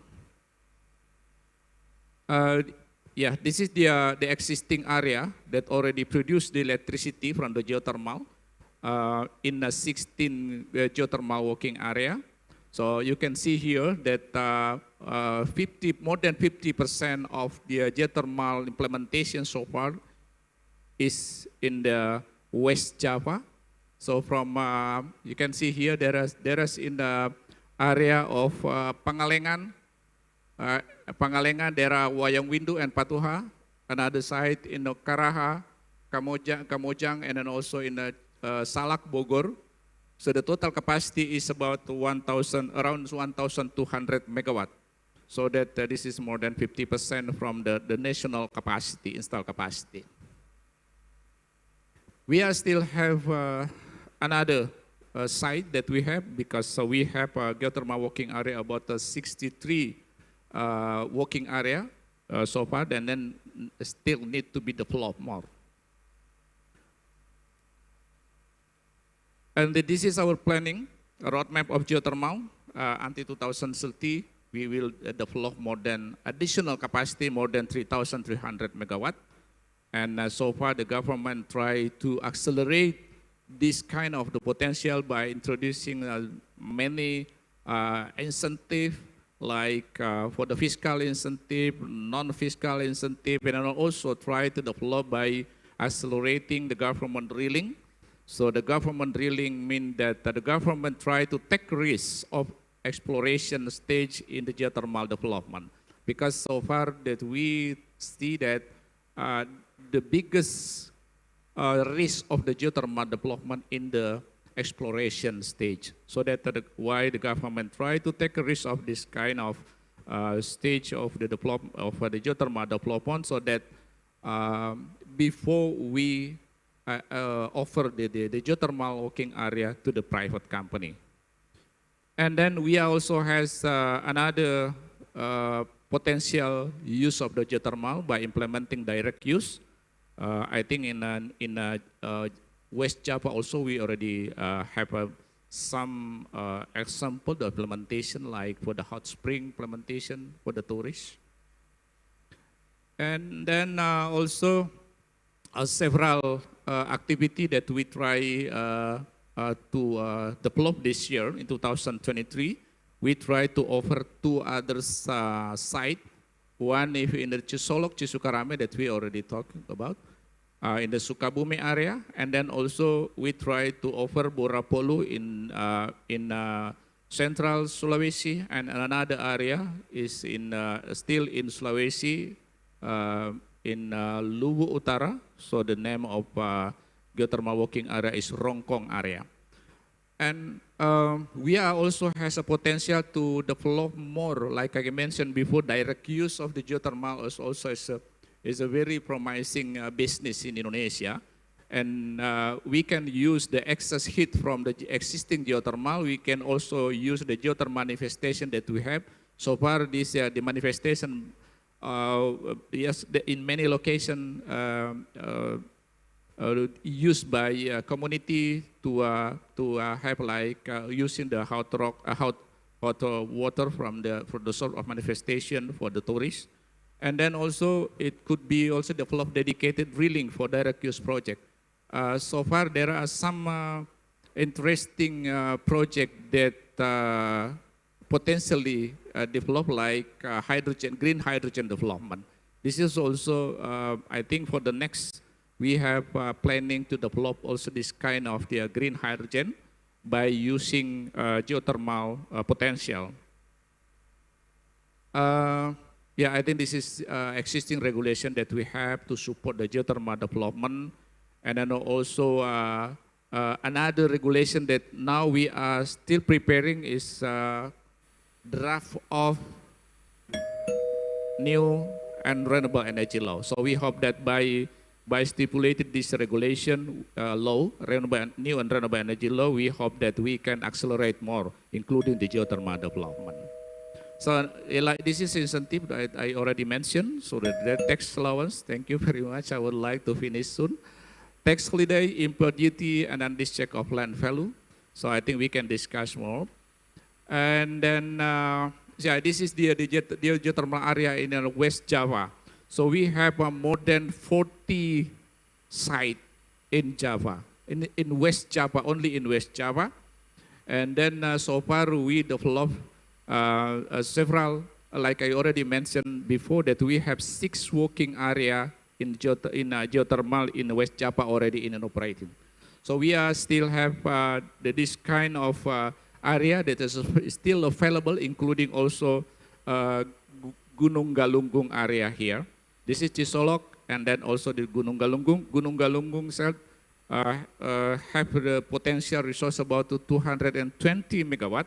The temperature that we already identify by a preliminary survey, we identify is about 25 degrees Celsius. This is good potential to be developed to produce electricity from the geothermal green energy. So thank you very much for giving us opportunities. Assalamualaikum warahmatullahi wabarakatuh. Waalaikumsalam warahmatullahi wabarakatuh. Very limited time indeed, Pak Haris, but thank you very much for the elaborate presentation. So a lot of opportunities as we phasing out from fossil fuels and also transitioning to a just and affordable renewable energy for Indonesia with the aim of having energy security in the future. So now, ladies and gentlemen, let's move on to the next presentation, which will be delivered by PT KAI. This is for the 6th project. Now, PT KAI will present 3 projects ready to offer, which are KAI Boutique Hotel regarding property, KAI Lifestyle in Laswi, Bandung, and KAI Lifestyle Cirebon. Without further ado, let's invite to the stage Mr. Sandi Rudiana, the project owner of PT KAI.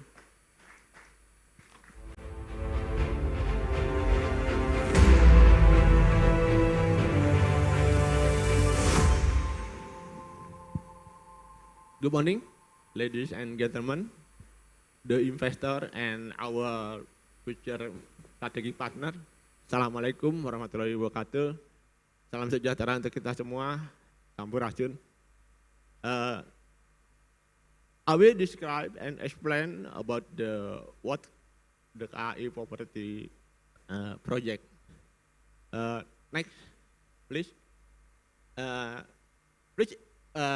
KAI property is the subsidiary of the Kereta Api Indonesia Persero. One of the one in the 6th subsidiary is our company, who handle all of asset management in Kereta Api.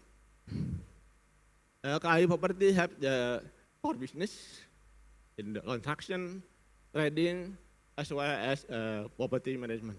Next. This is our area in operation in Java and Sumatra. We have 13 area we manage with our company. And this is the asset of KAI property. We have the land asset about 31,000 hectares, and we can develop about 252 hectares. So we invite all of you, ladies and gentlemen, to make some project in Java and Sumatra, especially in West Java. Next, we have line product. The property will create all of the business in real business, in the real sector.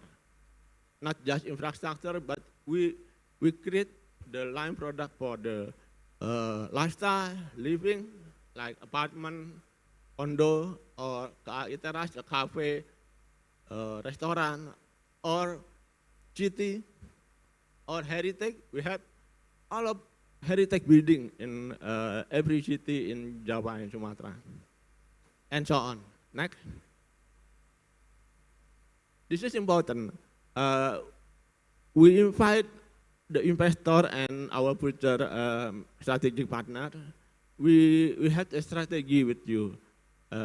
We can work together. We can cooperation in 3 schemes: co-marketing, or co-creation, or co-investment. We work together. We can investment together, and we can create the project together. We already have a strategic partner in domestic area, so we invite the international strategic partner. Next. Okay, this is our first project in Bandung. We have a project in hotel business. here in Cihampelas, in the heart of the tourism area of Bandung. Next. The hotel about 4-star, 10 level, 10 story, and have the business like this, about 100 million rupiah, and the IRR very interesting, the payback period very good. So we invite to working together to create this project in this year, because we have planned to launch the hotel next year, in the end of the 2024. And then next, as Pak Gubernur said before, that Bandung is very best of the economic, creative economic sector and tourism sector. So we create the economic hub for the young generation. We call KAI Lifestyle in Jalan Laswi, Bandung. Next. The area is about maybe 4,000 meters square. We create some facilities there, like co-living, co-working, commercial, retail, restaurant, cafe, anything related to the young generation. The investment very acceptable, yeah. Only 25 million rupiah.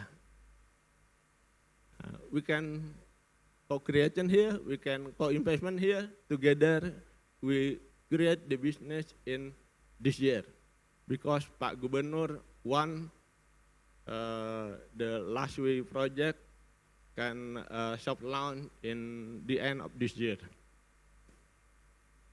Also, we have another project in KAI Lifestyle in Cirebon. Okay. Next, in Cirebon, located in the Jalan Tentara Pelajar. Tentara Pelajar is the heart city of the Cirebon, yeah. And Cirebon very good in good economic growth. So the young generation very growth in the making business there.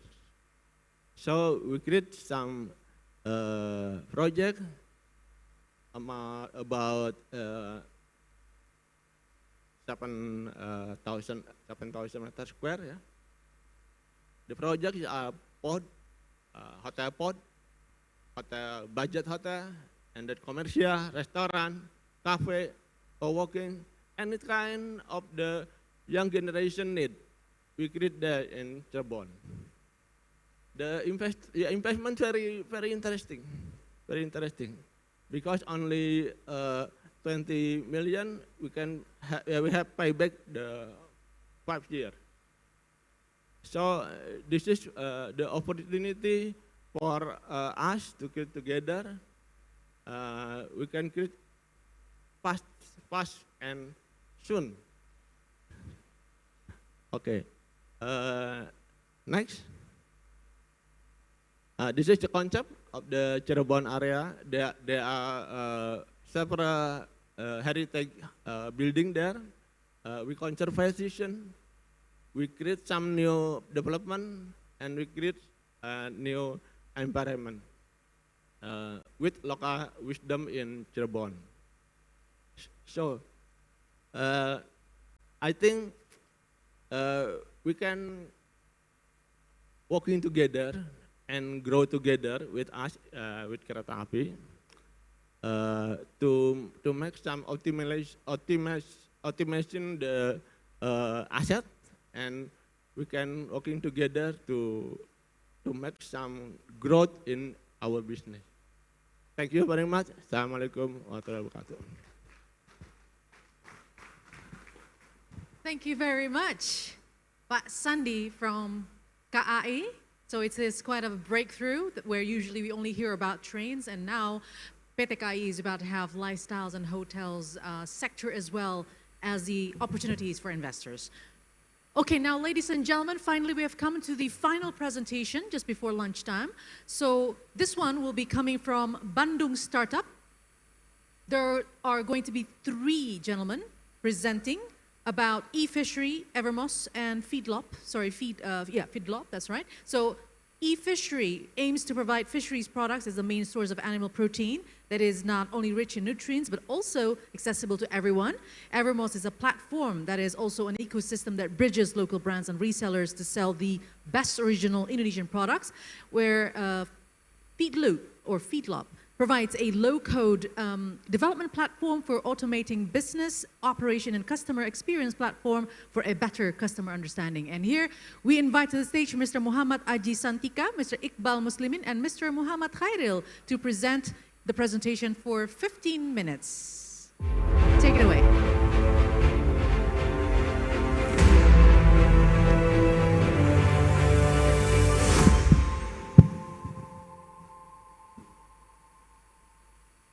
Hello everyone, just quick presentations. My name is Aji. Assalamualaikum warahmatullahi wabarakatuh.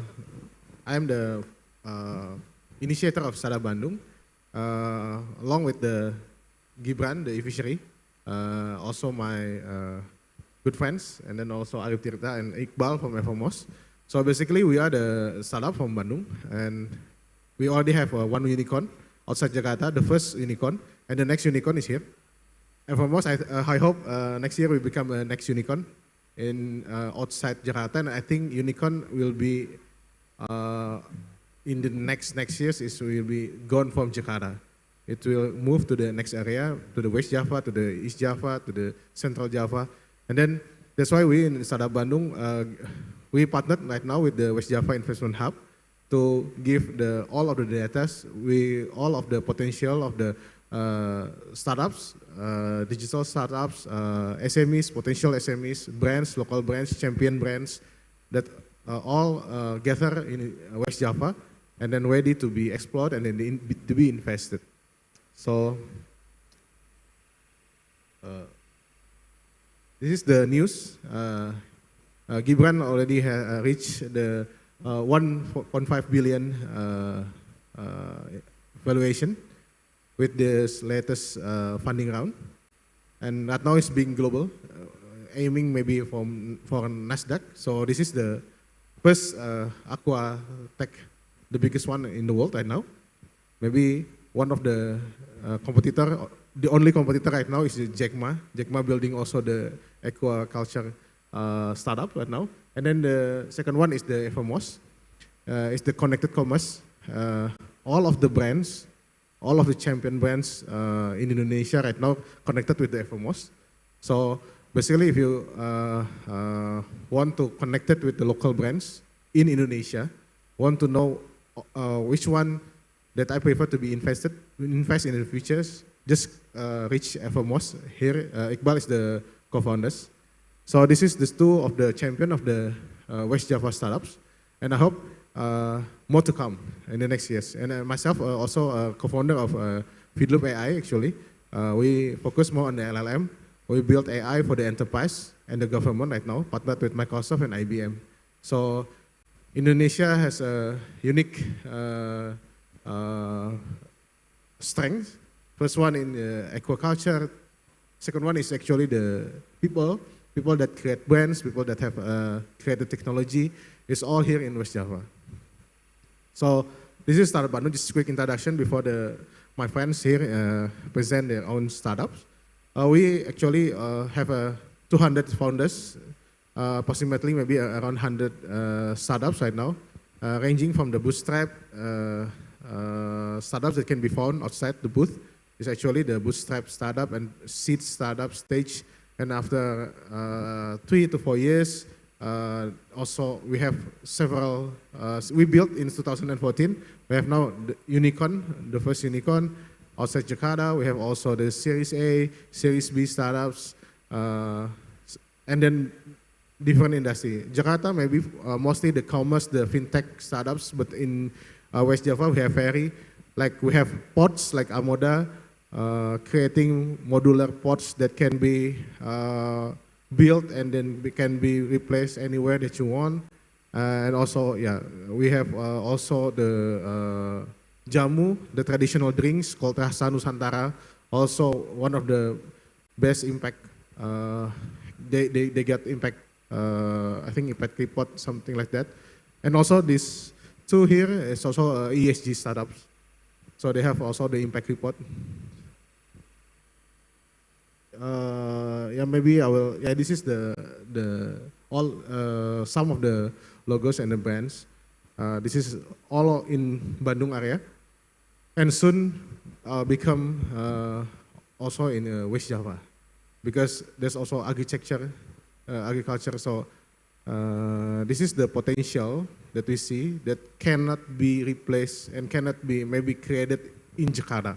Must be created outside Jakarta, because the economical value, the target market is outside Jakarta, and the huge opportunity right now. Okay, and then this is also in Startup Bandung. We have also partnered with the partners to empower and then to accelerate the startup.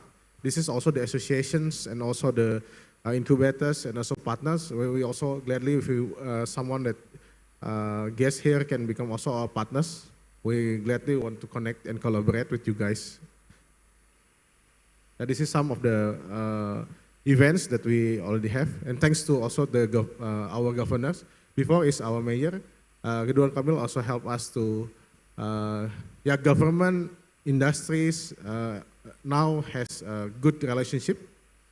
We can directly communicate with the team, we can directly communicate to the governor. So the climate in West Java, I think one of the best in Indonesia right now if you want to invest it in startups or local brands. Because local brands will become things right now in the next 2 years, and maybe the local brands from Indonesia can become a regional player. Okay, maybe next I will also introduce the second speaker, the e-fishery. He's the VP of Public Affairs, and then time is yours. Thank you. Assalamualaikum warahmatullahi wabarakatuh.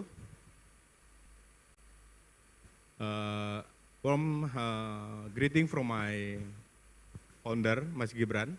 He cannot attend it from this valuable investment summit. So maybe for the first time, I would like to share a little bit about the profiling of e-fishery.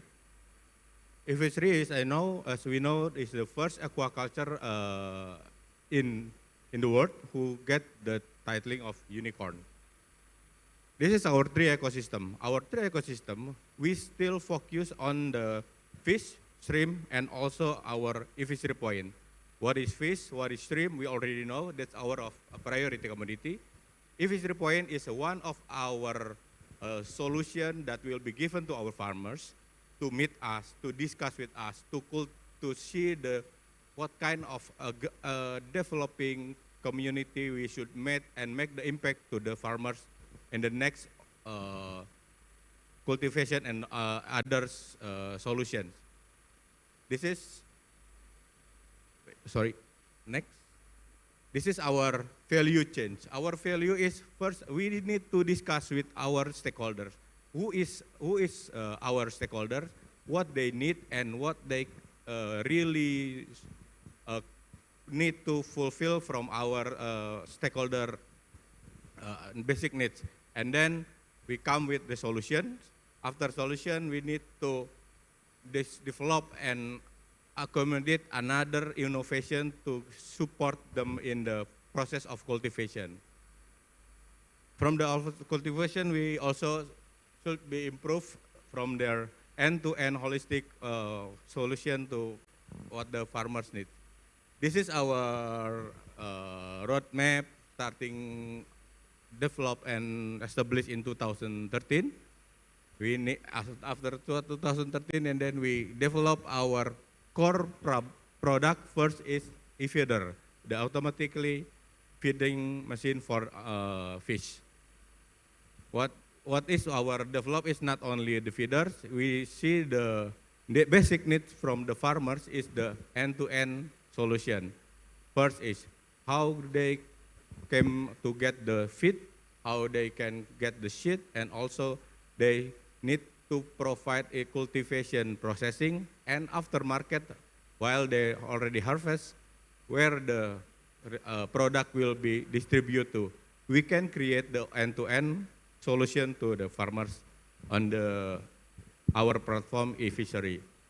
And 2017, 2018, and 2019, it's the most tough for us to get the developing and what is our projection to set the standard on 2020. And then after that, we can create a new solution for the farmers, which is if we want to get relevant to the farmers, we need to in charge. We need to get direct discussion with them, because the present from e-fishery to the farmers is more relevant to us to gain what they need from our platform. This is our story related on the funding. Alhamdulillah, starting from the 2018 and until yesterday on the June, we already officially announced that our Series D is already released. So what is the purposes from Series D? Series D, we will expand our market, because all need to be confirmed that export is the most of our priority, either product of shrimp, fish, and other our originally product, either to the US, Japan, and also East Timor. Middle East. So this is our storyline from the investment funding, starting from 2018 until 2023, from Series A until Series D. This is our product. I need to accelerate. E-feeder, as we know, it is automatic feeding machine. And then e-fishery, e-fresh, and program Kaya Bayan is also provided by our product development team to support the needs from our farmers. And then others is product Yarmen, which is we already support if they need to distribute their product and harvest to the market. Maybe that's it. If you need any discussion or alignment after this, I will be free for the next hours. Thank you. Okay, next, Iqbal, co-founder of Evermos. Okay, good afternoon, everyone. So we're from Evermos. Evermos is the connected commerce. Basically, we are connecting the local SMEs, which is currently 69 million of SMEs are around 60%, 80% located in West Java. So we want to help them. We want to empower them to have the help on the end-to-end of their challenges, of their problems. And the main product that we offer is we connect them with the resellers or the micro entrepreneurs who want to sell their products. So basically we are the platform here that we have the training, the cataloging, the manufacturer, the production capacity. We want to help them in the end-to-end of their challenges. Here's Evermos current numbers. So currently we have most 600,000 active resellers from all of Indonesia. So the resellers is the micro entrepreneurs who are willing to sell the SMEs product, and they will get the commission from the local brands directly. And we have more than 180 communities of resellers, most of them located in the kabupaten or kecamatan level. And the SMS itself, we curate the SMEs so that the SMEs is in the high quality and the high production capacity that can provide the resellers the best products. This is the general flow of what kind of Evermos service can do for the SMEs in Indonesia. So that the upper part is the typical value chain or supply chain flow. So what Evermost do is we can tap any of the concern, any of the value, any of the their challenge in the points of this sales channel or supply chain, starting from the material sourcing, production, warehousing, logistic, and of course what is our very best products right now is we can offer resellers, we can offer the agents or sales channel that brands already have the difficulty on that. So usually brands only start from their own marketplace or then on Instagram, but with Evermost they can expand to the resellers or agents because that's what we offer more on that. So this is the resellers demography. So majority of our resellers are female. Most of them are stay-at-home moms in lower tier cities in Indonesia. That's why we are focusing on the empowerment. So we can train them, we can equip them with more knowledge to become a best seller in their area. So that's why the empowerment is a very big part in us. Yeah. In terms of the empowerment, because we are bringing the social impact on this training and the capacity enablement, we are attracting most of the social impact investment in Indonesia, globally and Indonesia. One of them is the IFC, and UOB also via Asia Impact Investment, and the MDA and Telkomsel also invested in us in the total of 70 million of USD of investment.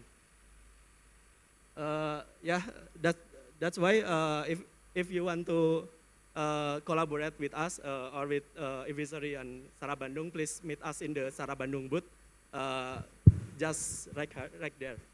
Thank you. Yeah, if you guys have partners or the network that want to join, Evermost is near unicorn status. Maybe you have partners that can also invest in Evermost. And then some of the startup in Sara Bandung booth is fundraising right now. Lot of different stages, and we welcome you to come to our booth. Thank you. Thank you. Thank you very much, eFishery, Evermost, and Feedloop for the presentation. Very interesting indeed. And you may return to your seat. Thank you. And now, ladies and gentlemen, it's time for us to have lunch. But before that, I would like to invite everyone to also attend the West Java Festival, which is going to be held in September 2nd and 3rd, 2023. And just a little bit of information about lunch. It's served outside at the foyer area, but you feel free if you want to bring your food here and have the networking while eating lunch. And also, praying room is on the right side of the spine ballroom. And outside, as you can see, there are booths that you can visit and have one-on-one meeting with the participants over there. And my fellow partner there, UD Raven, will lead the session at the booths outside. So for now, enjoy the lunch, and we'll be meeting for the next session at 1:30 p.m. Enjoy the lunch and see you in 1 hour time.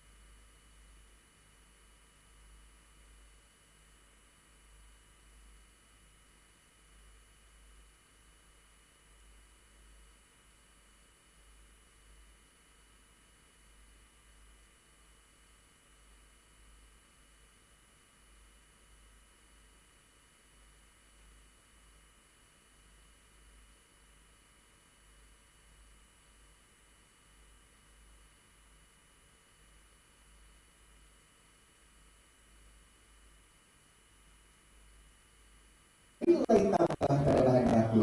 Terus juga nih menciptakan lapangan kerja dan tentunya meningkatkan daya saing perekonomian Jawa Barat. Dan pada tahun 2023 ini Regional Investor Relation Unit Jawa Barat telah menjalankan 3 program prioritas, yaitu mengelola investor, memaksimalkan potensi daerah, dan mengurangi informasi asimetris. Begitu luar biasa tentunya di gelaran tahun ini.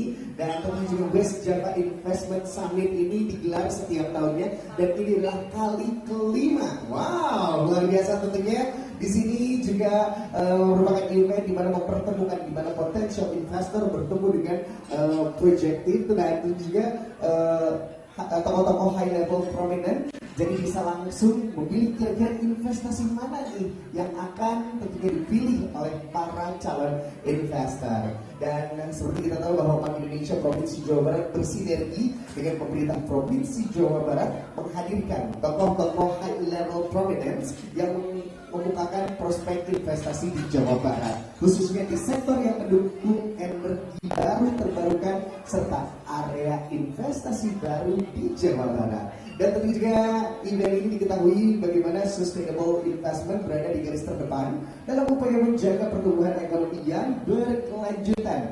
Adapun tentunya rangkaian West Java Investment Summit meliputi project presentation yang telah kita ikuti tadi, one-on-one meeting, ada juga high level seminar, sharing session, and MOU, ya, mempertemukan potential investor dengan berbagai perspektif project di Jawa Barat. Langsung saja kita akan jalan-jalan yuk seperti apakah di West Java Investment Summit Expo 2023 ini.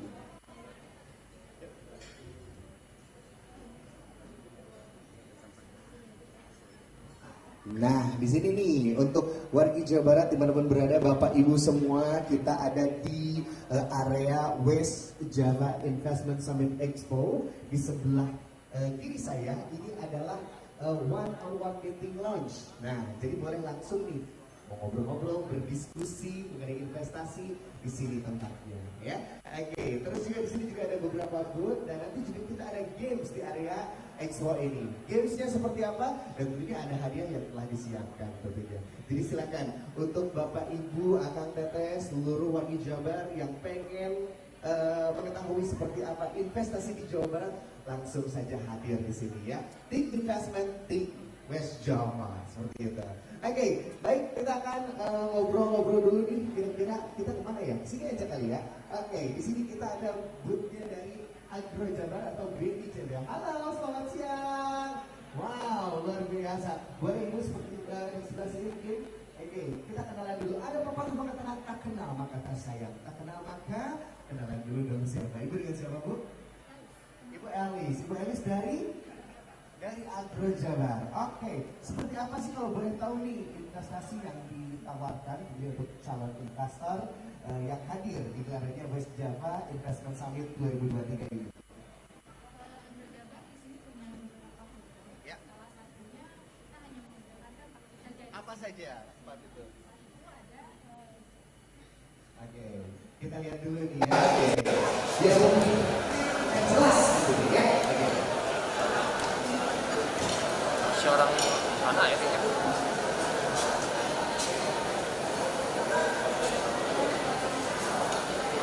Dia makan dulu kan ya?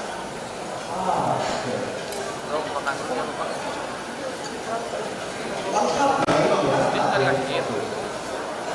Oh, karena ya lupa. Oke, sampai deh.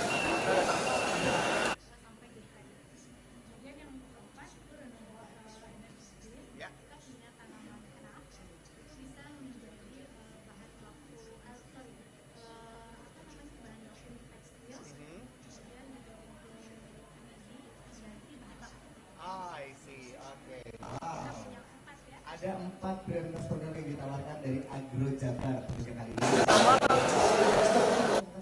Langsung saja Agro Jabar.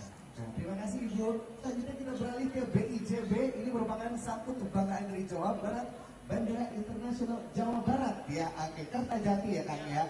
Oke, boleh sedikit bercerita tentang investasi di BIJB ini? Boleh mungkin ya, kita akan cari tahu sedikit sedikit spill mungkin ya untuk calon investor atau potential investor yang hadir tentunya hari ini di West Java Investment Summit 2023.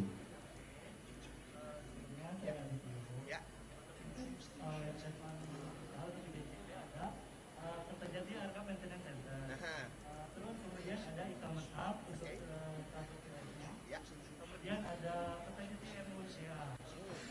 Kita juga ada Aerocity. Itu boleh diceritain seperti apa? Ya, nanti kita ada beberapa cluster untuk di Aerocity. Ada logistik hub, aerospace park, business park, dan siapkan baterai, saya bisa dan habis. Rensia. Apa lagi yang ditawarkan? Ada lagi mungkin selain itu? Mungkin kita juga kita udah ready juga mas untuk penerbangan. Wey, kemana nih? Kalau boleh tahu?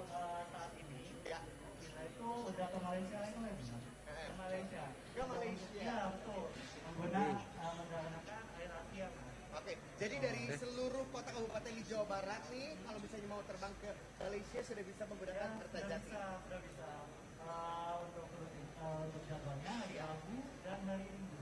Hari Rabu dan hari Minggu. Terus ada juga untuk tiga bulan juga itu setiap hari Minggu. Pas jam hari Minggu. Maskapai Garuda Indonesia. Oh wow. Tambah rame, tambah meriah tentunya ya. Kertajati ya sekarang ini ya. Oke, sip, terima kasih Kang. Luar biasa, terima kasih. Wow, ini sedikit spill ya tentang investasi yang ada di Kertajati. Hatur nuhun, terima kasih. Tentunya kita lanjut lagi ya. Tidak hanya level provinsi tapi juga hadir di sini ada Kementerian Investasi BKPM. Nah, kira-kira saya ngobrol sama siapa ya? Bapak mungkin ya? Oke. Boleh Pak, sini Pak. Oke. Kita akan ngobrol-ngobrol nih di gelarannya West Java Investment Summit 2023. Seperti kita tahu nih, Jawa Barat memiliki 36 kawasan industri dari total 122 kawasan industri di Indonesia, dan tentunya juga lebih dari 30% kawasan industri ada di Jawa Barat. Kira-kira investasi apa lagi? Langsung kita kebutnya Kementerian Investasi atau BKPM dengan Bapak siapa Pak? Kalau boleh tahu? Bapak Faisal. Bapak Faisal boleh sebelah sini Pak Faisal. Kita ngobrol-ngobrol sedikit nih. Kira-kira apa yang ditawarkan untuk potential investor yang hadir untuk di West Java Investment Summit 2023? Kami dari Kementerian Investasi BKPM untuk Provinsi Jawa Barat, kami mengusung atau mempromosikan itu ada 4 proyek industri, yaitu industri komponen otomotif, kemudian ada industri motor listrik untuk electric vehicle, kemudian ada industri ban pesawat, kemudian ada industri ini relate ya sama Kertajati ya. Jadi kami saling mendukung dan kolaborasi juga dengan Kertajati. Dan yang terakhir itu ada industri untuk bahan baku obat. Ini masing-masing lokusnya ada yang di Bekasi, kemudian ada di Majalengka dan Subang. Ini proyeknya sudah ready to offer, siap tawar. Jadi memang harapannya ada investor yang akan siap untuk menanamkan modalnya di proyek-proyek ini, sehingga nanti berharap juga nanti realisasi investasi di Jawa Barat itu akan terdongkrak juga meningkat. Demikian kami tawarkan untuk di Jawa Barat ini. Baik, terima kasih Pak Faisal dari Kementerian Investasi ya, BKPM, betul ya Pak Faisal ya, sukses selalu Pak, dan semoga tentunya kita mendapatkan calon investor yang begitu luar biasa sehingga program-program yang ada di Jawa Barat ini sustainable dan tentunya juga segera dipublish dan tentunya juga semuanya berjalan dengan lancar Pak. Baik, terima kasih Pak Faisal, sukses selalu. Oke, kita lanjut, ada Dishub Jabar. Oke, hai. Ini dari Dinas Perhubungan Jawa Barat. Nah, ini dia salah satu perangkat daerah yang ada di Provinsi Jawa Barat. Kita ingin tahu seperti apa sih proyek-proyek yang ditawarkan tentunya kali ini di West Java Investment Summit 2023. Kita kenalan dulu, namanya siapa Teh? Teh Andria. Boleh terbang lagi mungkin Teh Andria dan Bapak? Bapak Andri. Disapa seperti ini ya, Bapak Andri dan Teh Andria. Waduh, luar biasa. Boleh bercerita kira-kira seperti apa sih investasi tentunya di Jawa Barat, terlebih mengenai perhubungan ya, karena kan kita di Dinas Perhubungan Provinsi Provinsi Jawa Barat. Bapak Andri mungkin boleh silakan. Teh Andri, oke. Alhamdulillah sejauh ini kita untuk proyek yang kita tawarkan itu kan dari tahap permukaan. Untuk saat ini kita sudah sampai di prastudi kelayakan. Itu juga kita dibantu sama angkatan sama World Bank. Dan untuk kedepannya kita juga sekarang lagi proses untuk studi selanjutnya sampai financial close. Itu juga kita akan dibantu sama Kementerian Keuangan dan juga sama PT SMI Indonesia. Nah dari PT SMI itu nantinya akan dibantu juga oleh konsultan-konsultan luar negeri yang mungkin akan nanti masuk lagi ke investasi ke kita. Itu. Memang dari awal ini proyek ini memang dibantu dari awal pertama kali direncanakan ini dibantu oleh dari pihak. Boleh ditambahkan mungkin Pak Andi, boleh? Cukup, seperti itu ternyata. Oke, boleh langsung saja mungkin ya kalau misalnya ingin menanyakan lebih lanjut seperti apa proyek-proyeknya, mekanismenya atau persyaratannya, boleh langsung ke mungkin dari Diskup Jabar ya. Urban Railways yang ditawarkannya. Oke, terima kasih, hatur nuhun. Baik, tentunya itu dia beberapa booth yang telah ada di Wjis Java Investment Summit 2023. Kita akan jalan-jalan dulu melihat pemilihan yang begitu luar biasa yang ada di sini tentunya, dan nanti juga akan ada quiz ya. Oke, kita akan kembali ke stage-nya Wjis Java Investment Summit. Ada rekan-rekan saya yang akan menghibur kita semua siang hari ini. Langsung saja dari Wjis Java Investment Summit 2023. Please welcome the Lofty.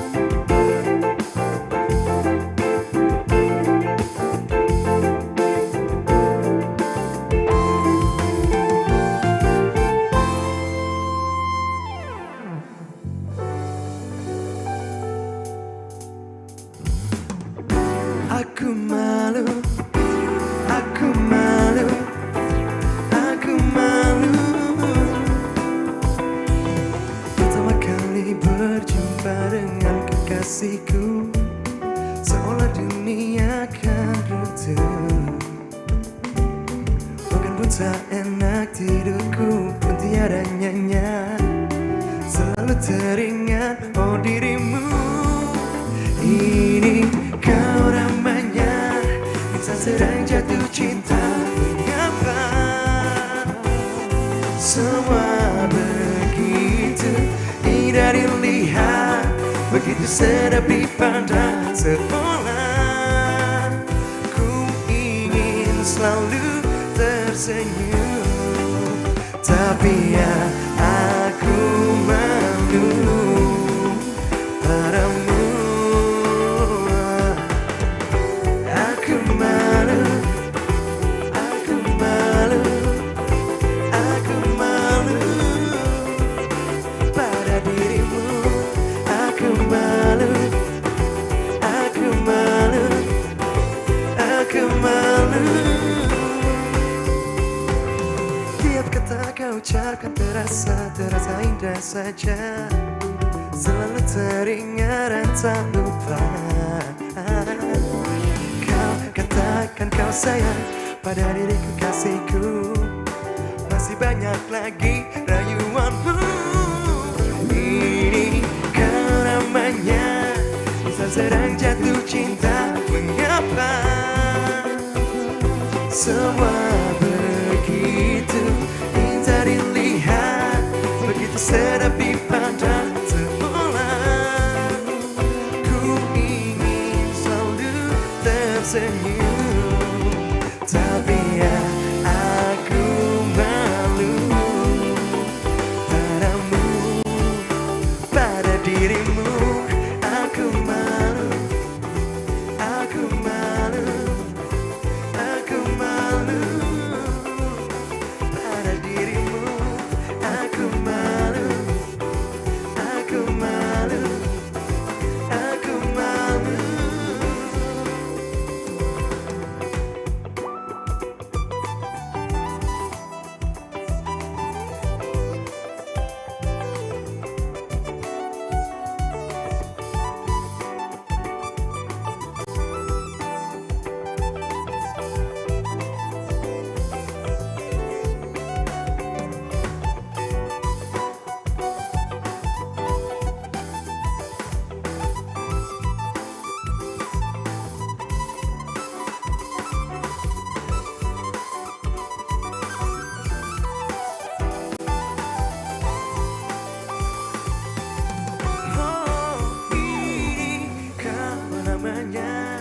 Insan sedang jatuh cinta. Mengapa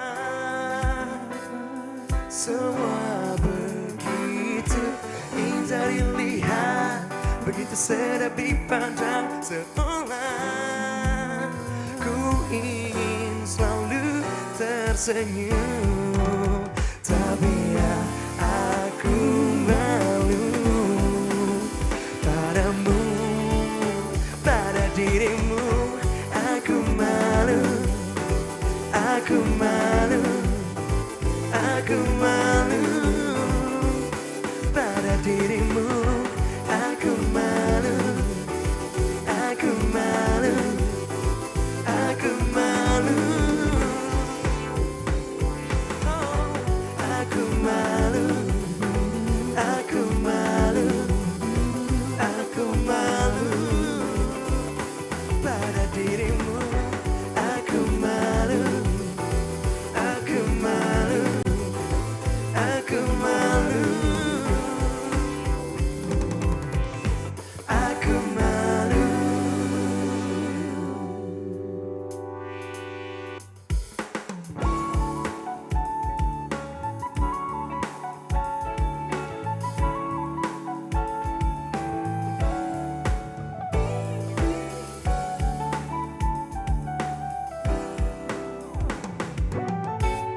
Kala surya menghilang, bulan dan bintang yang bersemi lagi, bagaikan pelita yang datang menyinari sukma yang dilanda lara, bukan desapa.